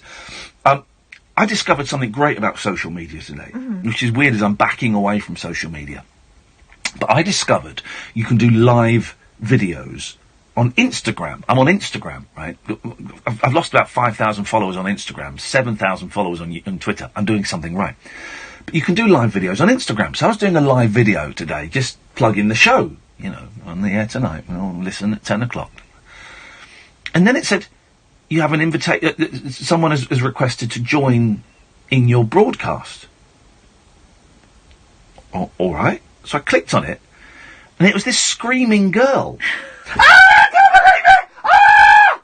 And the camera was like round, and so the screen split in two. So I'm in the top, and then this screaming and this running around is underneath. And you heard this voice of a very young girl, probably about 12, 13, going, "Here, do you remember that Ian bloke from the jungle? I'm on his Instagram live!" And then the camera was obviously being passed around amongst some schoolmates. Because all I got was kids looking at me, going, "Oh my God, it's him!" And then passing it, "Hey man, I'm Jonah, my name's Jonah." And then the camera, "Give me the phone back, Jonah, you knob." And then the phone getting passed around from people. So I said, thanks very much, and I let them go. And then I just had lots of other people come and send me invites to come to join my live broadcast. It was incredible. So I might do that tomorrow. I was going to do it tonight, but my phone's streaming the thing, and so maybe tomorrow night we'll do a live Instagram stream video thing, and people can join in. Now, I think that Matt, who does the YouTube channel for me, will have the technology to stream that video image as well, I think. But even if not, you'll be able to listen at home to the things we do. But I don't really understand Instagram. And this is another thing about social media that gets to me. I'm losing a lot of followers. Right? So what? But it feels like a shame inside of me. It feels weird, is what I'm trying to say. Hang on a second. I've kept this guy waiting for ages, and it's not fair. Good evening, Mo. Hey, man. Hey, Mo. How are you on Instagram? Yeah, obviously. Well, you say obviously. Can I ask you an important question? Do you follow me on Instagram? No. You should do! Let me tell you why. Try again. You should follow me on Instagram because you are my biggest fan. You wanna get your tongue up my bum and that's where you would like to put it, Mo. Oh, no, Mo. Oh, no, Mo. 'Cause you really got the hots for me. You're always phoning my show. Even when you say you'll never call, you just can't let me go. Oh, no, Mo. Oh, no, Mo. And I don't know if your dad is ever at home. Do you know what I mean, Mo? Yeah. You phone me every night and tell me that I'm a load of shit. But you are one really annoying tit. Oh, yes. Oh, no, Mo. Oh, no, Mo. What do you reckon, Mo? How is this going for us? How do we work this out between us, Mo? Just stop making annoying songs. You're not even funny. No, you're never coming on my show. You've been rude to me. You're having a go about something I did just 'cause I ate some strawberries. Oh, goodness sakes. Oh, no, Mo. Oh, no, Mo.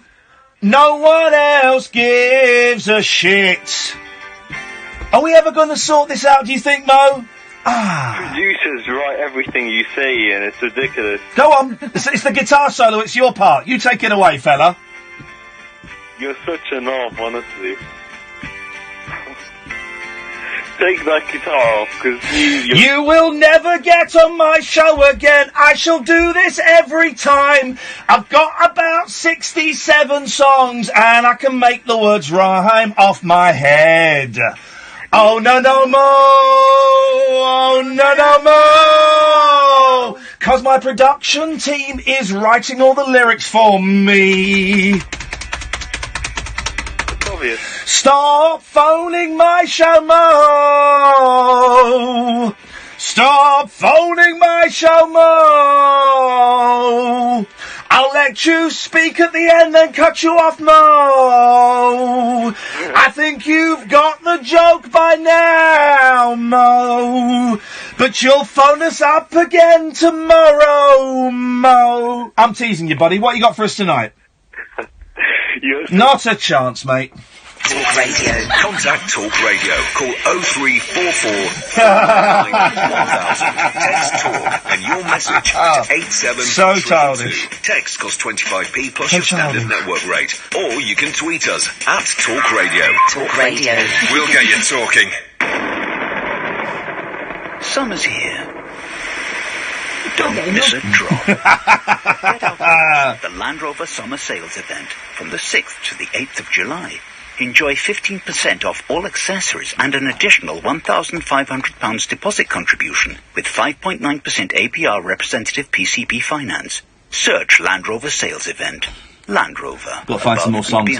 Selected models only. Credit subject to There we status. go. UK There we go. 18 There plus we go. only. Brilliant. Terms and conditions apply. Black Horse Limited Brilliant. trading We'll do as that Land tomorrow. Rover Financial Services. 15% off all accessories. Purchased alongside a vehicle between the 6th and 8th of July 2018. Subject to availability. At participating retailers only. When it comes to a great atmosphere, you need to watch the game in a great Green King pub. Chris Kamara here, Cammy, and I've got something unbelievable to tell you. I've brewed my own beer. It's called Unbeerleavable, and it's available in participating Green King pubs throughout the summer. Download the Green King season ticket app, and you get a free pint, plus enjoy 10% off selected drinks during football matches at 800 Green King season ticket pubs. T's and C's apply. Always drink responsibly. Next Mo song to have Isn't it your Moaning, kids' moaning, sleep moaning. Maybe it's your take out the recycling time. Or, if you're enjoying some you time, it could be the perfect time to renew your tax credits. Your world isn't 9 to 5, so neither's ours.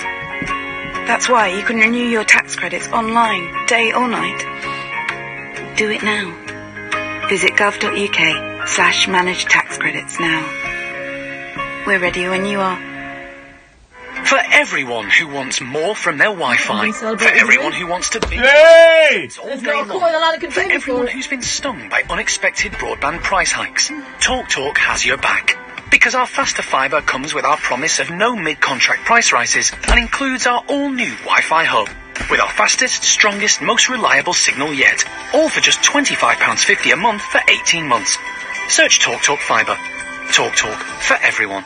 £30 setup fee, contracts and conditions apply. Across the UK, online and on DAB. Bed, please. On the Hour News headlines. I'm David Dom. Police say 2 people in Wiltshire who are in a critical condition in hospital were exposed to Novichok after handling a contaminated item. The police are warning people against picking up unfamiliar things after the pair were taken ill in Amesbury. A community meeting was held in Salisbury earlier, and local resident Paul Smith says the latest developments are a concern. We need to know where and if it is possible for this Novichok to be all over the place. And even though the risk is, yes, fairly low, has it been traipsed about? Is it going to be in lots of different locations that we don't know about?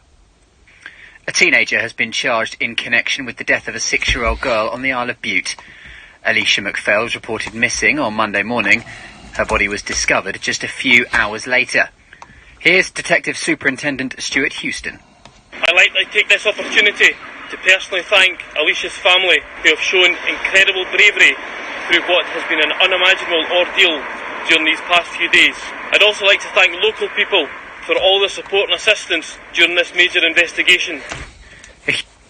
A huge search operation is underway after 49 people went missing when a boat carrying dozens of Chinese tourists overturned in rough seas off the coast of southern Thailand. The governor of Phuket says 48 passengers were rescued.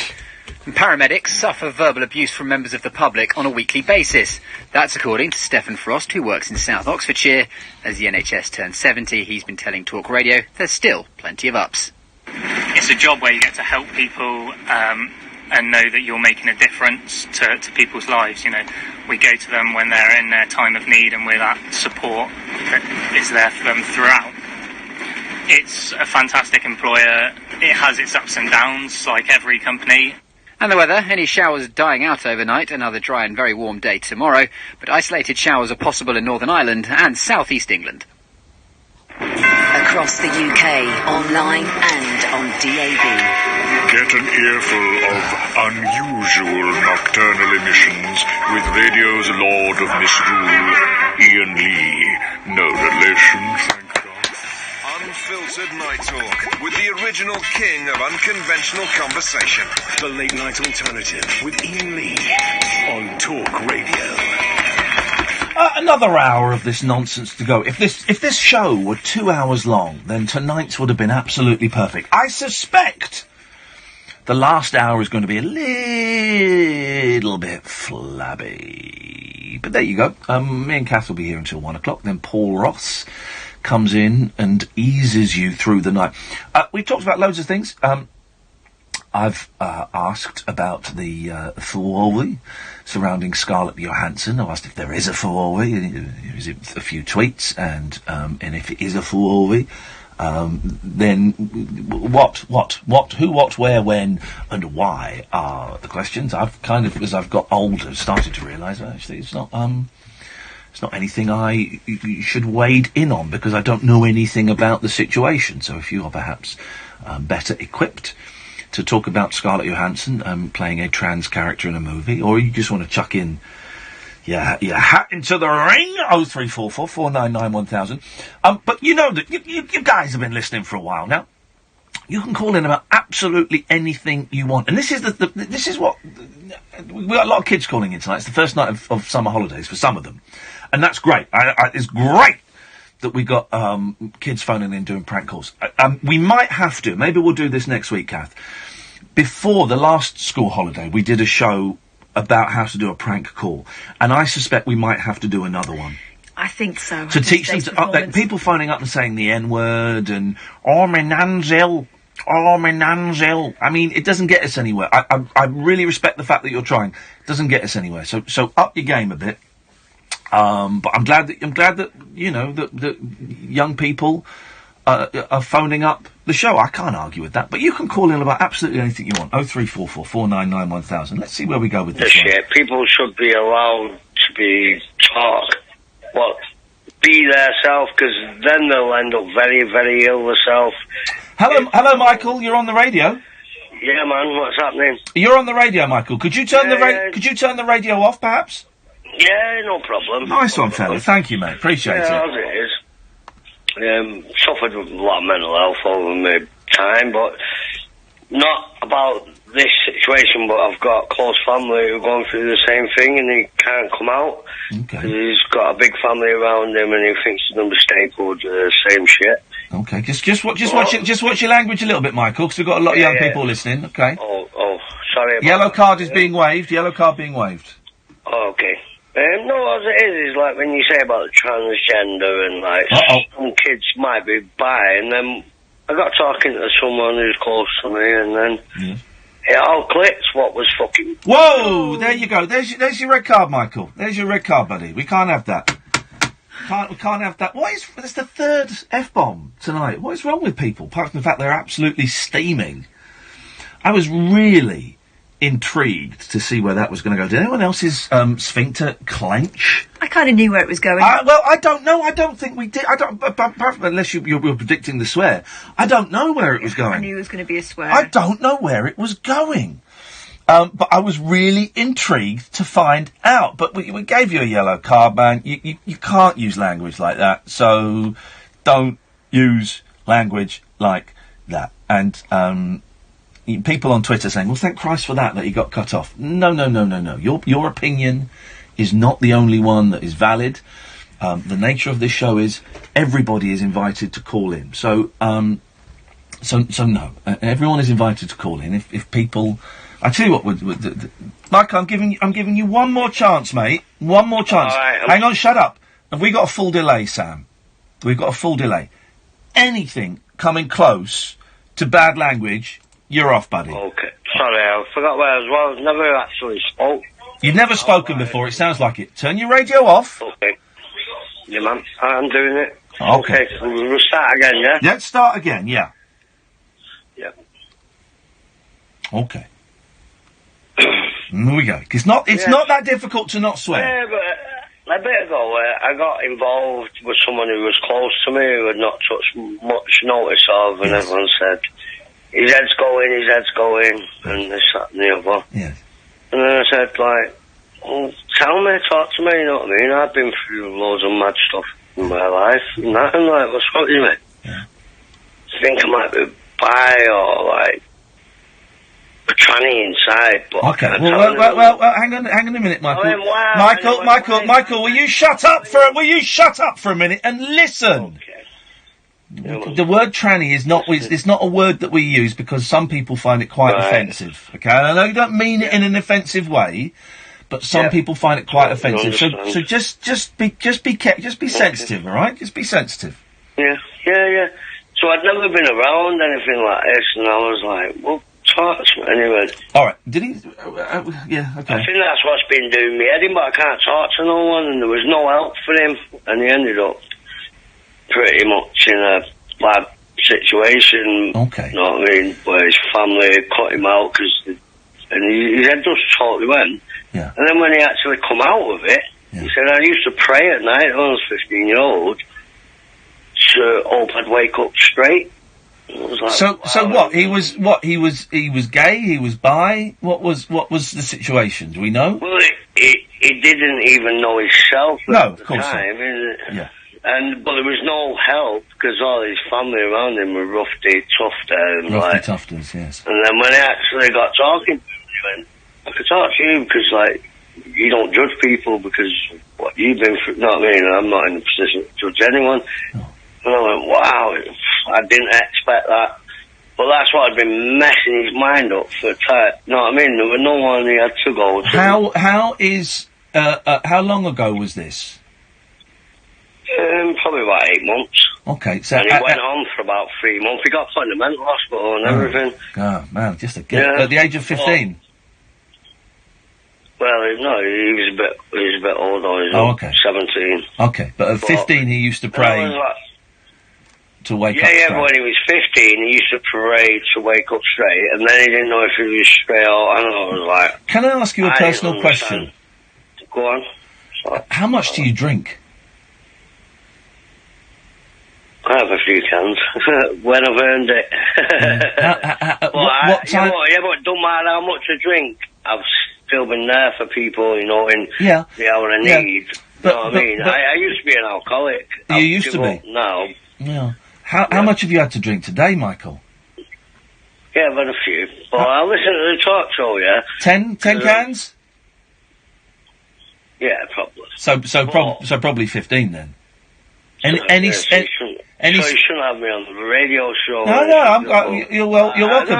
Any spirits? I was giving my bit. Yeah, You're asking for public information, people's experiences. Yeah, and I'm interested in your experience and your drinking history. Yeah, and I thought there's no help for this kid because there's no... Forget the kid, Michael. Forget the kid for a second.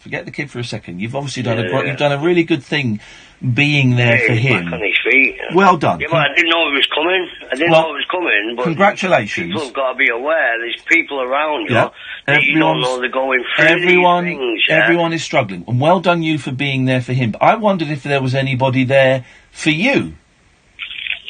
No. And is that why you drink? No. Yeah. Because you're lonely? Yeah, but I'm not Don't on say. that firm. My stuff's like, I was addicted. Well, I phoned in the other week when everyone was saying about, they were talking about legalising cannabis and all that. I think you've probably had enough. That's the first time I phoned in, because You've probably had enough cannabis, haven't you?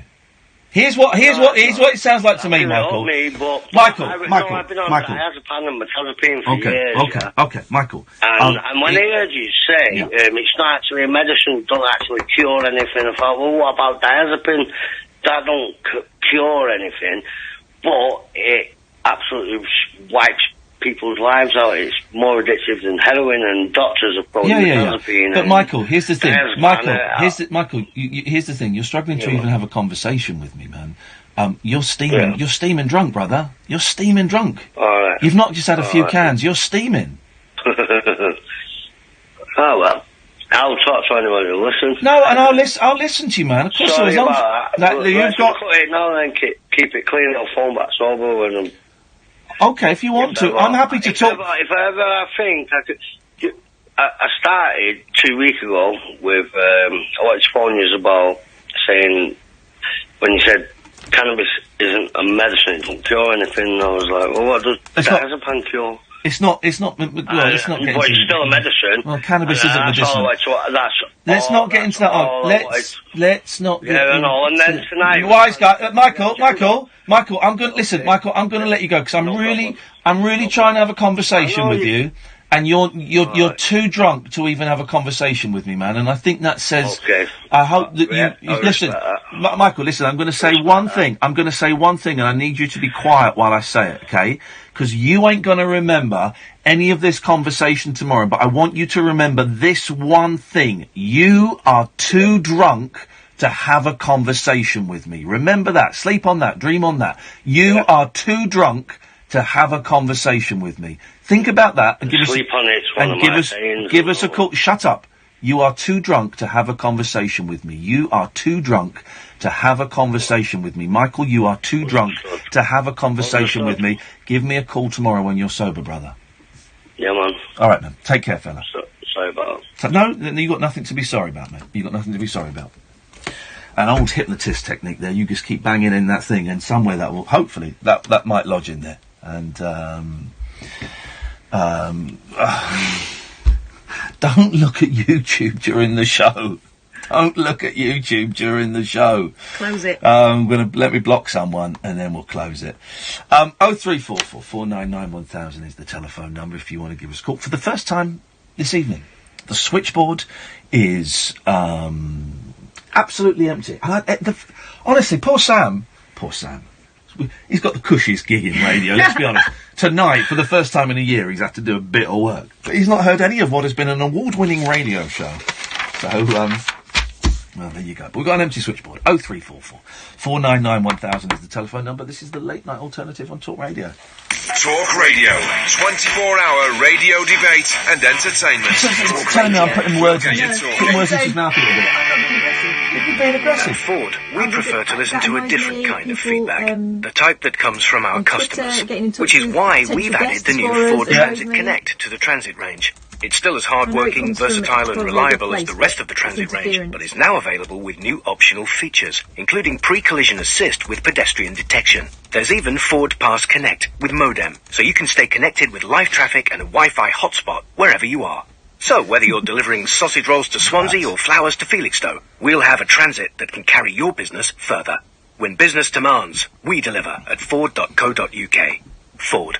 Together, we go further. At Green Flag, we think the AA are great. They've won bucketfuls of awards. They'll give you unlimited call-outs when you get in a pickle.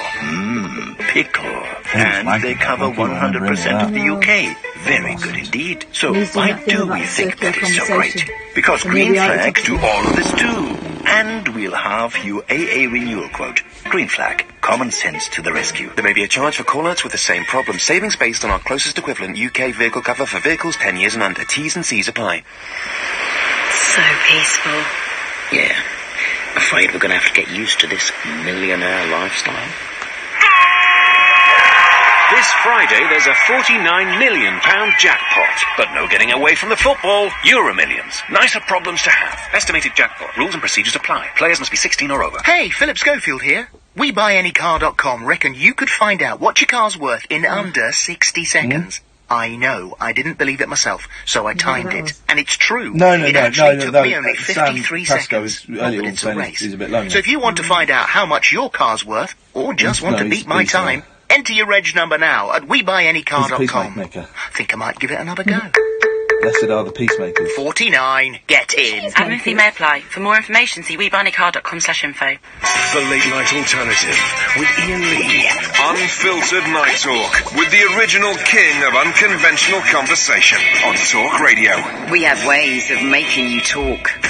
03444991000 is the telephone number. I had the delight of seeing my 8-year-olds. Well, it wasn't a school play as such.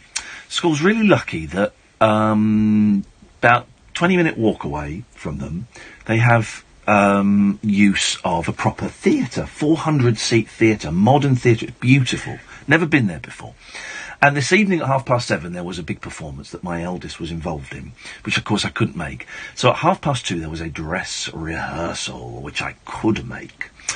And so I went along to it.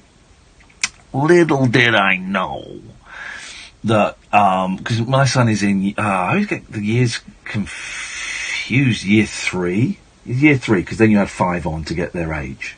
That's how it works, isn't it, pretty much? So year 3, you add 5, he's 8. No. Yeah, he's year 3. Yeah, it is. No. Yes, it is. What year are your kids in? My youngest is in year 1. Right.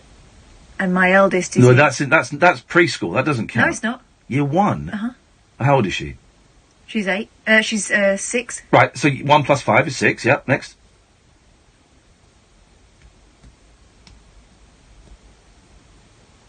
I'm right on this one. She's like in year... What did you say, 3? You said year 3. Your son's in year 3. Yeah, add 5, he's 8 years old. My theory... What year is your eldest in? I'm trying to work it out. It's tough 5. to know, isn't it? Right, and how old is she? 9. Okay, well, she's in year 4. She's in year 5, but she's the youngest in the year. Thank you very much indeed. It's not a perfect formula, but it works. And do you know how I worked this out? By watching American movies. I don't like this new system. No, I don't like it. But it's been around for quite a long time, actually. It's been over here for years. But I worked it out from American movies, because I didn't understand. I'm in the 5th grade. And you think, well, hang on, the fifth, you're in the 5th year? Because the 5th year, I was like 15. No, 5th grade is your 10. Yeah. That's right, it's a good system. That's how I remember what year my kids are, because I ain't got a flipping clue, man. But so what I didn't realise, and I got there early and got the program, and I got there early and I saw an old woman handing out programmes. I went to get a programme. Oh no, dear, I can't let you in. I don't want to go in, I just want a programme. Okay. Always got to put their beak in, haven't they? Always got to stick their beak. I can't let you in. I don't want to go in. I'm sitting outside reading my Paul McCartney book. I just want a programme. So, horror of horrors. Do you remember that time the old dear at another theatre for a performance had a go at me because I was looking for the loo? What was that? I don't remember that. When was we that? went to see The Ferryman, and I tried to put my head round the corner. Oh, yeah. And she went, "You'll just have to wait like everyone else." I went, "I was just trying to see what the loo was." Yeah, outrage. Old dears. So rude. Old. I can't wait till I'm old. I'm going to be so horrible to everyone. Well, your birthday's on August the 12th, so have I got your birthday right? Yes. There we go. I've got an inappropriate system to remember it, but... It works. It works. So, Horror of Horrors. My son... It turns out it wasn't a play. It was a selection of a scenes. Showcase. Showcase, yeah. And so my son was halfway through the second half of the thing, and the rest of it was all older children. Right. Okie dokie. So they started off, these year 5 to 8s, so they're 10 to 13, singing the theme song from Cabaret. Well, that's a bit inappropriate. Yeah. Were they wearing suspenders? No, but there was a bit later on when, I guess they were 13, I guess they were year 8s, girls. What was it? It was in Joseph. We're doing a dance, and I thought, Wasn't Potiphar's wife, that bit? I don't remember. The seduction scene. No, that was that. That bit was there. Yeah, it's quite rude. And there was another bit, but there was like 4 girls in very short skirts, and I was just thinking, they're 13. That's a sexual. Anyway, this is the thing. Not my kids. I don't care. But it meant that I had to. So at 2:30 the show started, right? So I had to sit through an excellent, 35-40 minute version of Annie, which is great. It is great. I thoroughly enjoyed it. Right. Then I had to sit through Joseph. So we started off with Cabaret, intro to Cabaret. Then it was Annie. Then it was Joseph. Then there was an interval. Then there was a weird thing about this kid. A weird musical about this kid that imagined things and they came real. A lot of guns. A lot of black. And then I imagined that the enemy soldiers were coming to our house to get the transmitting equipment in the airing cupboard. And suddenly these black shirts turned up, banging on a door with guns. And then they come in and they're putting guns at everyone's head. I'm thinking, what? So I had to sit through that. Then there was an interval. Then there was something else. Oh, there was something else. So 2:30 it started, right? Bring on, I've got to pick up my youngest at 5 at the latest, because that's when school closes. After school club, everything finishes at 5. School gets locked. If I don't get him at 5... He's out. He's out. He's walking home on his own and he's 6, right? So at 2:30 it started. I thought, well, I'll definitely be there in time. No play. No school showcase could go on for 2.5 hours, right? At 4:42, bearing in mind this place is 20 minutes away from the school, at 4:42, my son's year come on singing Word of Pure Imagination, da-da-da, da-da-da, da-da-da, and then they did like it was an older girl was singing that while they were all stood behind dressed as fairy tale characters. Then they did like a medley of the bare necessities, and it was flipping it. And also, some of these other kids were great. Because the thing about Joseph that no one realises unless you've seen it is, Joseph's part is tiny in Joseph. It's the narrator. The narrator. I saw it for the first time a couple of years ago. The narrator is what it's all about, and the kid doing it was incredible. It's the best. That was written as a school play as well. Oh, I can see. There's not much to it. There's not much substance to it. That's why it's got such a big chorus. Yeah, there's not much to it, really. But so, at 4:41, right, bear in mind, all the other scenes are like 20 minutes, 40 minutes. 4:41, my kid comes on and does his thing. I'm looking at the watch, and I'm sat right in the front. And they finished at 4:49. And then there was another thing, they were doing Matilda afterwards, but I just had to nick out. And I had to run. I ran, running a big bag. It was hot, man. And I ran to collect my, and I did the thing I used to do when I was drunk, and I would live miles away from everyone else when I was a kid getting drunk. And so that I would get home at a fairly decent time. I would run for as long as I could until I got out of breath. Then I would walk. Then when I got my breath back, I would run until I got... well, of course, when I was 16, 17 doing it, I could run a little bit further. And I was just running through... Oh, God, I looked awful. I turned up at the school, just sweat all over me, bright red, huffing and puffing. I've gone for after school. That was awful. But is there any... listen, I'm not being rude about these kids, because some of these kids, the girl doing Annie, spot on. The narrator in Joseph, absolutely brilliant. Some real talent. But is there anything worse than watching kids you've got no connection with, not even in the same year, doing a school play? There's nothing worse, is there? Is there? Sitting through 2 hours and 11 minutes of 9, 10, 11, 12-year-olds singing. I don't know. I've never seen these kids before. I've never met these kids. I will never have anything to do with these kids before. The sun will come out tomorrow. Jeez. It's a tough old... But your eldest is into all of that, isn't she? She is, yeah, and there is something worse than that. The worst thing is watching your kid not really get a very big part, and then some other kids who aren't as good. Yeah. Really laying it on thick, and you go, oh, you're not very good. I don't know why they've not let mine do a bit more.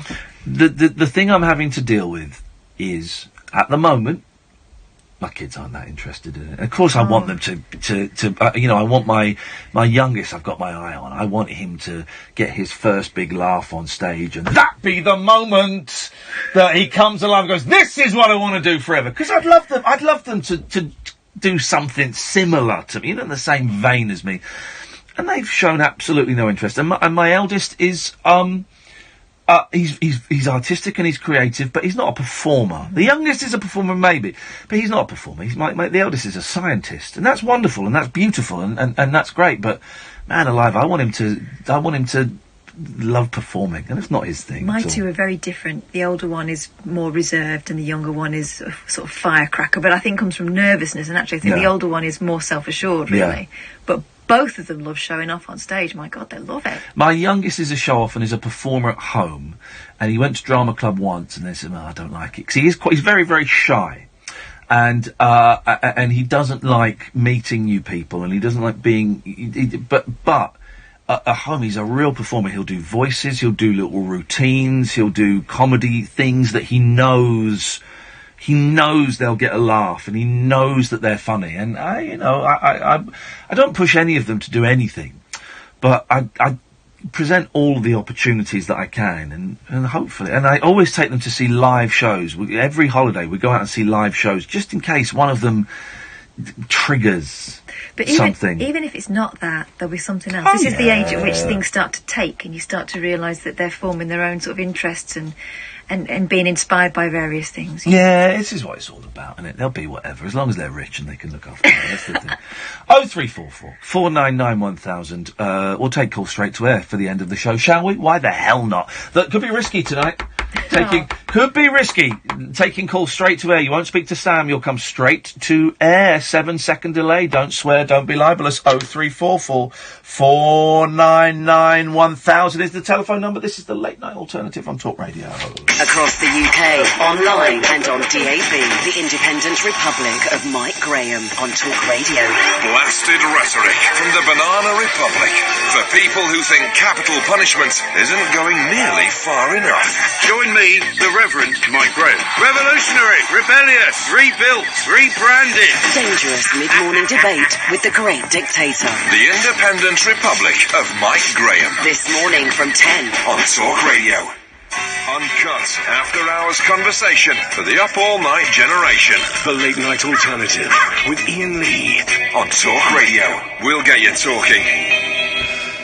03444991000. It's been one of those nights. But Paul Ross is on at 1 o'clock, by the way, dear listener, 1 till 5. It's been one of those nights when it's been a little bit fruity with the phone calls, so this could be a dangerous game, taking calls straight to air. The only thing I will say to you is don't swear, don't be libelous, don't be racist. And that's the first time I've had to add that last bit, because we took that for granted when I used to do calls straight to air 15 years ago. But now, okay, so don't swear, don't be libelous, don't be racist, because I press the button and it doesn't get broadcast. With that in mind, we go to line 1. Good evening, line 1. If Jupiter is a planet which is made entirely out of gas, did it come from Uranus? Thanks very much indeed. Is it made of gas? How can a planet be made of gas? Is that true? I know surprisingly little about the universe. Jupiter's mainly composed of hydrogen and helium, just like a star. Okay. Okay. But the core of it is thought to be metallic and rock. Yeah, okay. Metallic and rock, you say? Metallic hydrogen and some rock. Okay. That makes sense. That makes sense, to be honest. Now that you've said that. 03444991000 is the telephone number if you want to give us a call. You'd be very, very welcome to. Let's go to line 2. Line 2, you're on the wireless. Who's line 2? That's you. Hello? Yes, you. Am I line 2? Line 2, you're live on Talk Radio. Yeah, hi, Iain Lee. Hi there, Mo. Ian, please let me get a word in. Please do. Stop making me Do you want to do this one, Catherine? Away you go. No, please don't do this. He phones all night and he's phoning tonight. Can't resist picking up the phone. Could say something positive. He prefers to have a moan. The people listening think, oh God, it's him again. Why is he phoning us? Has he got no friends? Don't let him on, don't let him be. Let him ring the BBC. But here he is, he's on again. Again. Oh, it's Mo. Oh, it's Mo. Why won't you let it go? Oh, it's Mo. Oh, no, Mo. Please. Go! Go on, Ian. Take it. Okay. I think he's gonna phone us every day. He's a pain in the bum. He won't leave us alone. Mo, anything you want to say, buddy? Just let me give me a chance. Okay, hang on a second. Here we go. I don't know the tune, if I'm honest. You jump in, 'cause I don't know this one. Here we go. You're an old man. It's time to see if they can ring the BBC, and I won't sing. It's Mo again. It's Mo again. Phone a friend. Oh, it's Mo. He's ringing us again. It's Mo.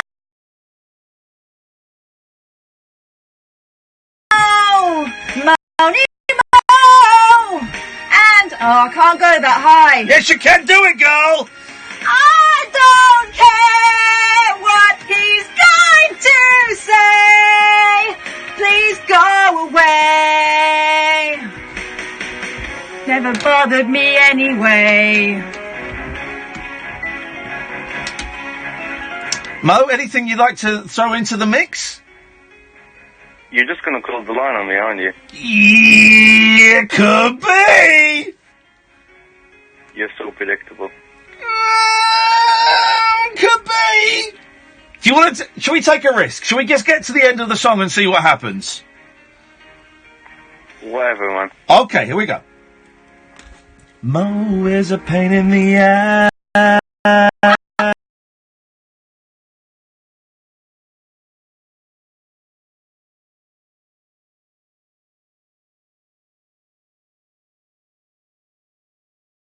It could be. You're so predictable. Could be. Do you want to sing it? Oh, it's Mo! Reeled us up again. Oh, it's Mo! Bloody Mo! Why can't he count again? Pain in the ass. His calls are like glass in my face. I wish he would never call us again. We don't care what he says anyway. Although... Let's give him a break. He's been a good sport. And I don't know that song that well. So, Mo, what would you like to say? You're going to close the line on me, I know you are. Absolutely correct. Well done. I don't know that song as well as I thought I did. You did it brilliantly. Talk Radio. Fun, huh? We'll get you talking. We can't say Sticks Like Turbo from Evo Sticks' full name on the radio. We're not allowed. We can say that Sticks Like Turbo is an amazingly fast-setting adhesive. We can say Sticks Like Turbo can be used in all weather conditions. We can even say Sticks Like Turbo holds up to 300 kilograms in just 15 minutes. We just can't say what Sticks Like Turbo sticks like, but you can probably guess. It really does. Sticks Like Turbo from Evo Stick. Oh, that should have been the lyric.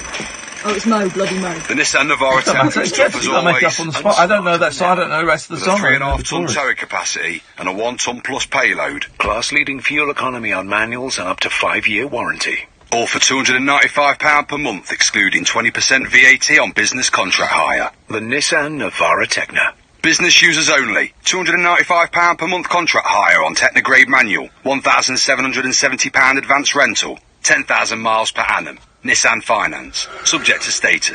T's and C's apply. Ends 30th of the 9th, 2018. Participating dealers. Which break is this, Sam? Is this the 22? This summer at Wren Kitchens, you'll get a massive 50% off when you buy 5 or more units. Well, Ron, it is a game of two halves. Sorry, I mean that's 50% off all our kitchens. We'd also like to throw in the fact that we're offering interest-free credit for up to 5 years. Wren Kitchens summer offers. The event. Well, put up one, otherwise it's too hot. One. Minimum spend applies. Greetings, Earthlings. We come in peace. We wish to communicate with your leader. I'm Howard Hughes. Join me this Sunday night from 10 for a trip into the outer limits. Untwist the lid on Talk Radio's specimen jar of the psychic, the supernatural, and the simply unexplained. The Unexplained with Howard Hughes. Sunday night from 10, Earth time, on Talk Radio. The wild man of late night radio. The late night alternative with Iain Lee on Talk Radio. We have ways of making you talk. Call straight to air. 0344 499 1000 is the telephone number. Paul Ross is on at 1 o'clock. Let's go to line 1. Good evening, line 1. You're on the wireless. Good evening, Ian. It's your favourite caller. Okay, what would you like to say? What's your thoughts on the Illuminati? On what? On the Illuminati. I don't really have any thoughts on them. I have a life, so I don't bother thinking about them.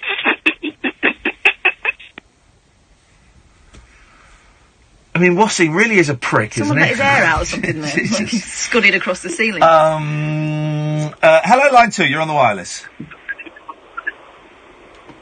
Hello, you're on the air. Oh, hi. So I was first-time caller, but I've been listening to you guys for pretty much ages. Thank you. We appreciate that. So basically, I wanted to tell you about an incident I had, a situation that was pretty bad. So basically, I just recently moved out of London because I couldn't afford to get a place with my girlfriend at the time. Yeah. Sorry, my girlfriend now. And so we moved to Wigan. And when we were in London, we used to go to the theatre a lot. And I used to take her, to all the shows and stuff, and never had any issues. And we had, really good shows like Wicked and stuff like that. Yeah. And then one time I thought, right, for Valentine's Day, I'll do the same.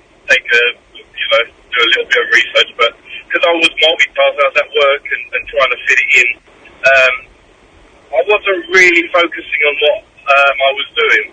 Okay. So it turns out I ended up getting a pantomime, booking a pantomime. So we were in the middle of loads of kids.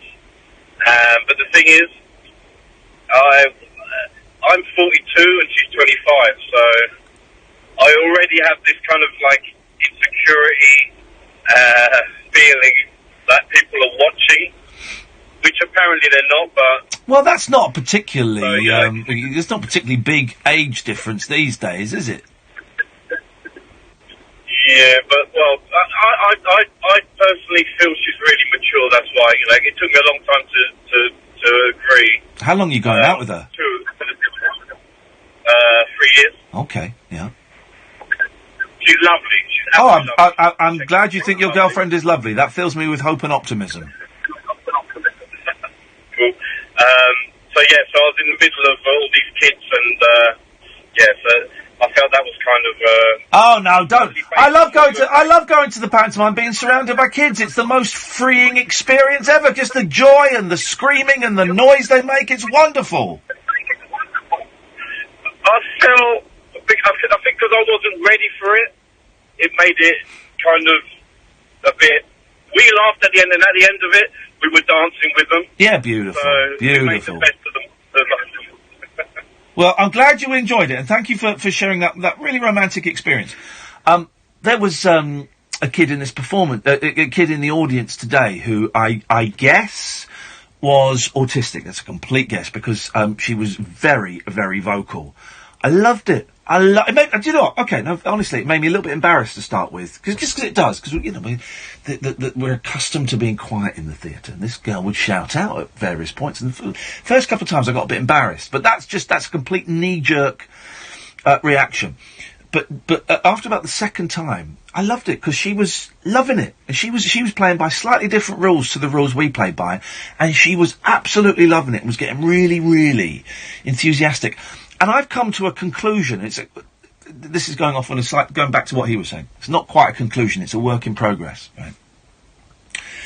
And it's partly from watching this Mr. Rogers documentary, this kids' TV entertainer from the 50s, 60s and 70s. And there's some great footage of him in the 60s, in his cardigan, sat on a chair, and like little 5-year-old comes up and says, "Mr. Rogers, can I say something to you?" "Of course you can, my dear. I love you. I love you too, man." He gives her a hug, and she hugs him, and she kisses him on the cheek. Can't do that anymore. That's fine. I get that. But for a long time, it's particularly men. It's been I have felt this unspoken pressure that you're not allowed to pull faces at kids on trains. You're not allowed to. You're not allowed to do these things with kids anymore because we're all paedophiles, we're all child molesters, and all of this stuff, right? And I've decided that I'm going to pull faces at kids on trains and stuff, because I know my intent. Now, I'm not going to do anything. I'm not going to do anything that's, you know my intent. It's purely entertainment for the kids, and I'm going to do that. I'm going to carry on doing that because I've thought really long and hard about it. My intent is pure, and I remember the joy. Me and my sister laughing so much in our car, turning round on our seats when you could, leaning out the window, looking out the back window and waving at people, and they would wave back, and you just die laughing. Oh my God! Oh my God! I always wave back. Always. I'm going to do it. And I stopped for a long time, the longest time. I'm going to do it. I'm going to make faces. If a kid looks at me on a train, I'm going to stick my tongue out at him. And if the kid looks scared, I ain't going to do it again, but if the kid laughs, or the kid gets something out of it, I'm going to do it. And I'm going to send out the vibe, because I think that's important. I'm going to send out the vibe so that it reaches the parents that I'm not a bad person. Slightly different because I'm on the telly and people know me as that lovable guy that cried on telly, and so it's slightly different. But I've thought about if I were with my boys on an underground train, which I am occasionally, and someone with a twinkle in their eye pulled a face at them, I'd be cool with that. Physical contact is a different thing. Yeah, I wouldn't no space invasion. Wouldn't go there. I wouldn't get close, and I wouldn't necessarily start a conversation. Sometimes like a toddler comes up to you and go, "Hello there, what's that you've got? Is that for me? Thank you." Those kind of conversations I think are cool. Yeah. But I don't think I'd start a conversation. But I'm gonna pull faces. I'm gonna wave at kids because to show them that we're not all paedophiles. But you can sense the vibe, though, as well. Yeah, you can, but I've been on trains with my boys, and people are scared to look at them. People are scared to look at kids because paedophiles and kidnappers and stuff like that. And I always smile at kids, but I suppose it's different for a woman. I think it is different for a woman. I think Although, it is. actually, there's no reason why it should be. No. Well, statistically, actually, yeah, there is. Statistically, it's more likely to be a child rapist if you're a man. But it's not exclusively. It's not exclusively. But I think it is different. If I saw a kid on the floor crying, I would have no problems either. And this is slightly different. I'd have no problems either going over and seeing if that kid was all right and helping that child up. Yeah. And if that kid was lost, I would take that kid's hand. I wouldn't have a problem with that. And I know that some people would, and I know that some parents might do. If I returned their kid holding their hand, some parents might think badly of me, but that's fine. That's their bag. My intent is good, and I know that my intent is good. Yeah. And my intent is simply to give that child some comfort and get them back to their parents. I appreciate it when other people are kind to my children. Yeah. And that's how I would see it. Yeah. And I've been thinking about it. So I was thinking about it a lot in New York, actually. And I was on the tube before I went to New York, and I'm going to kind of experiment with it a bit and just be a little bit more open to interacting with kids out and about. 'Cause kids are beautiful, man. Kids are. Oh, I've always loved kids. Even when I was in my 20s, I've always just, there's this magical force around them. And if we do this whole thing of you can't make eye contact with a kid, oh, come on, man. What's that all about? I think that's going to cause problems for them later in life. Anyway, I don't quite know where we go. But I also think that, you see anyone out having a good time, smiling and laughing, it's weird if you meet their eye and don't smile back. Yeah. So why wouldn't you do it with a kid? I love it when a kid wanders up to me, though, in a restaurant or on a train or something. Hello, is that for me? Oh, thank you. Oh, let me look at... When I was on the plane going over to New York, that was it. That was exactly where it was. That's exactly where it was. The plane going over to New York when they didn't have any movies. Before we took off, behind me there was a pregnant mum and a kid.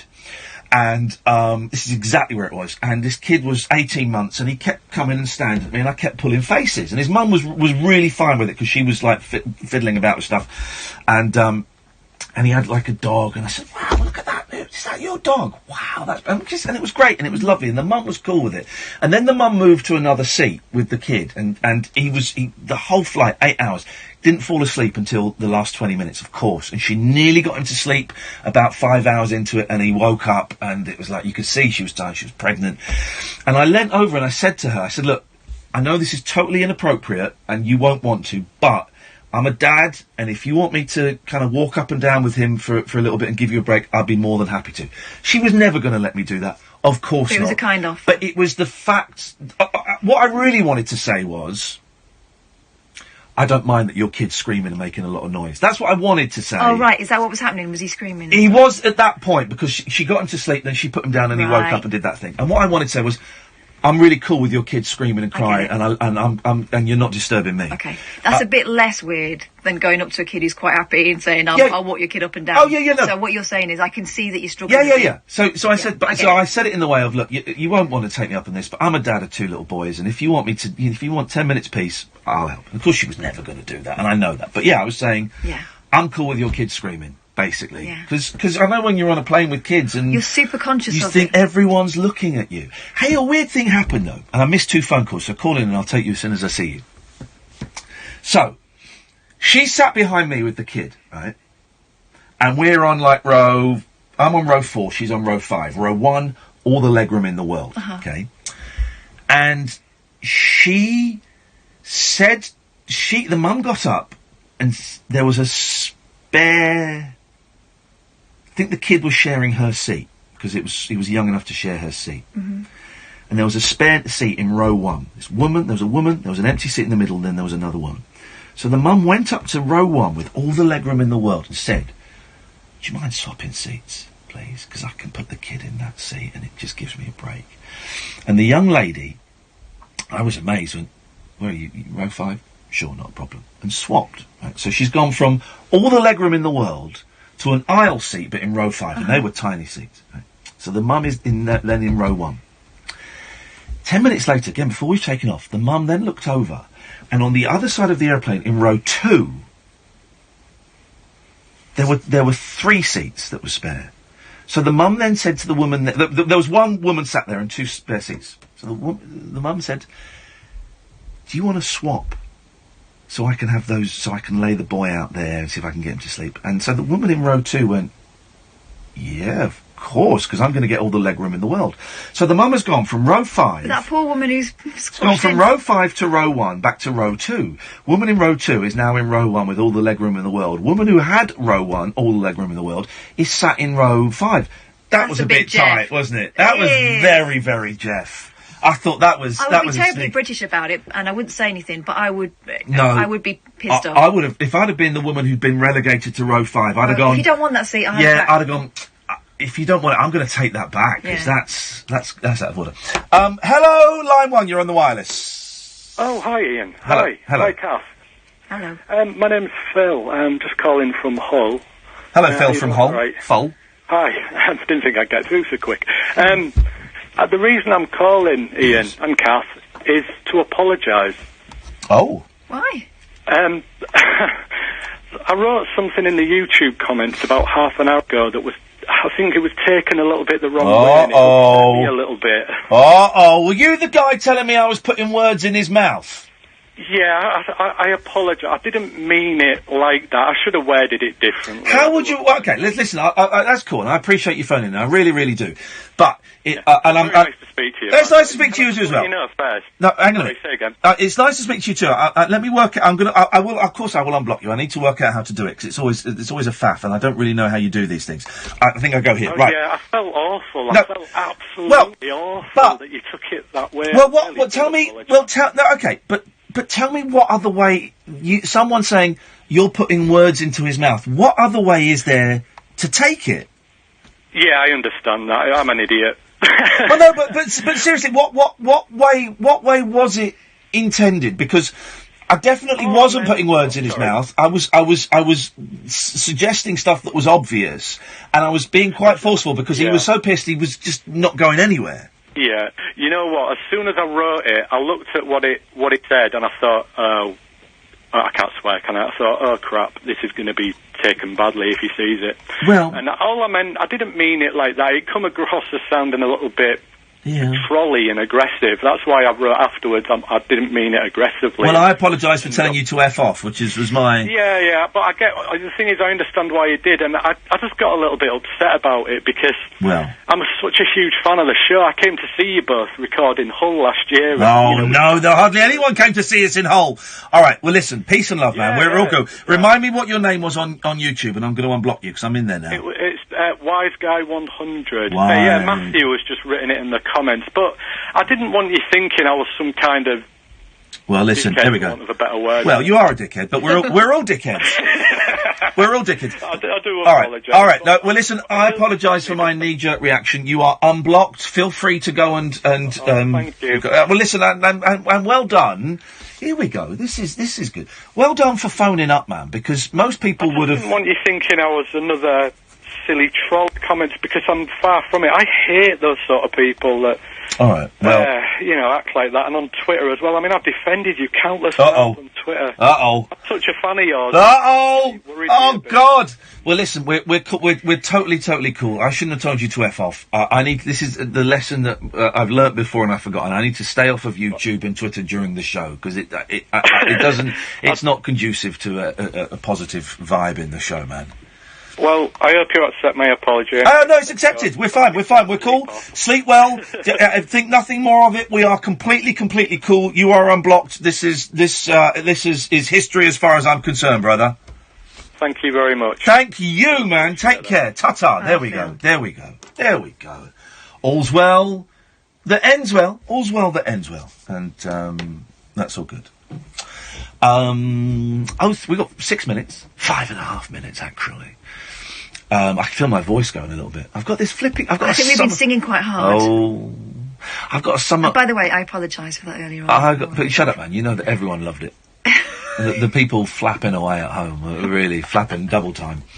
I've got a summer cold, and there's now worse than the summer cold. Although it does mean I get to glug on the night nurse, which is great for the psychedelic dreams. It really is. I think it's the green in there that does it. And, yeah, So silver linings. Oh, I didn't get to talk about how eyes work. All right. Well, we've got 6 minutes, 5 minutes. Okay. Will Storr has talked about this before. Oh, yeah. Did you see this? I saw... How the brain... Sorry, I'll ask you a question then. It doesn't matter. Did you see it? Well, you think you saw it, but you don't know if you did. Imagine what the end of my sentence would have been. How the brain tricks a human eye into working properly, right? How would you say that word? S-A-C-C-A-D-E-S. Saccades? So this is some guy on Twitter, Foon. You want to know something about how bullshit insane our brains are? So there's a physical problem with our eyes. We move them in short bursts called saccades. Very quick, synchronized movements. The only problem is they go all blurry and useless during this, having your vision turn into a blurry mess every time you move your eyes. So our brains hide it from us. So what the brain does is it puts your visual system, this is really hard to take in 5 minutes before the end of the show. The brain puts your visual system on pause. You're not seeing blackness or even nothing. You're just not seeing. Then when you finish your saccade, your eye movement, it shows you what you now see at that new position, and then it pretends it can time travel.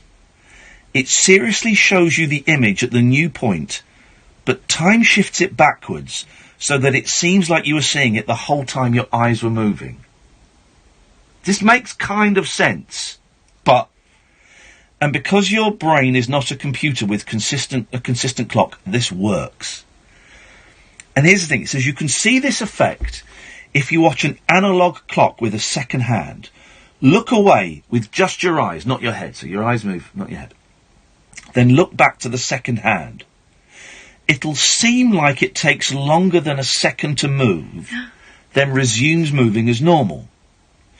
That's because your freaking visual system just lied to you about how long time is in order to cover up the physical limitations of those chemical camera orbs you have on the front of your face.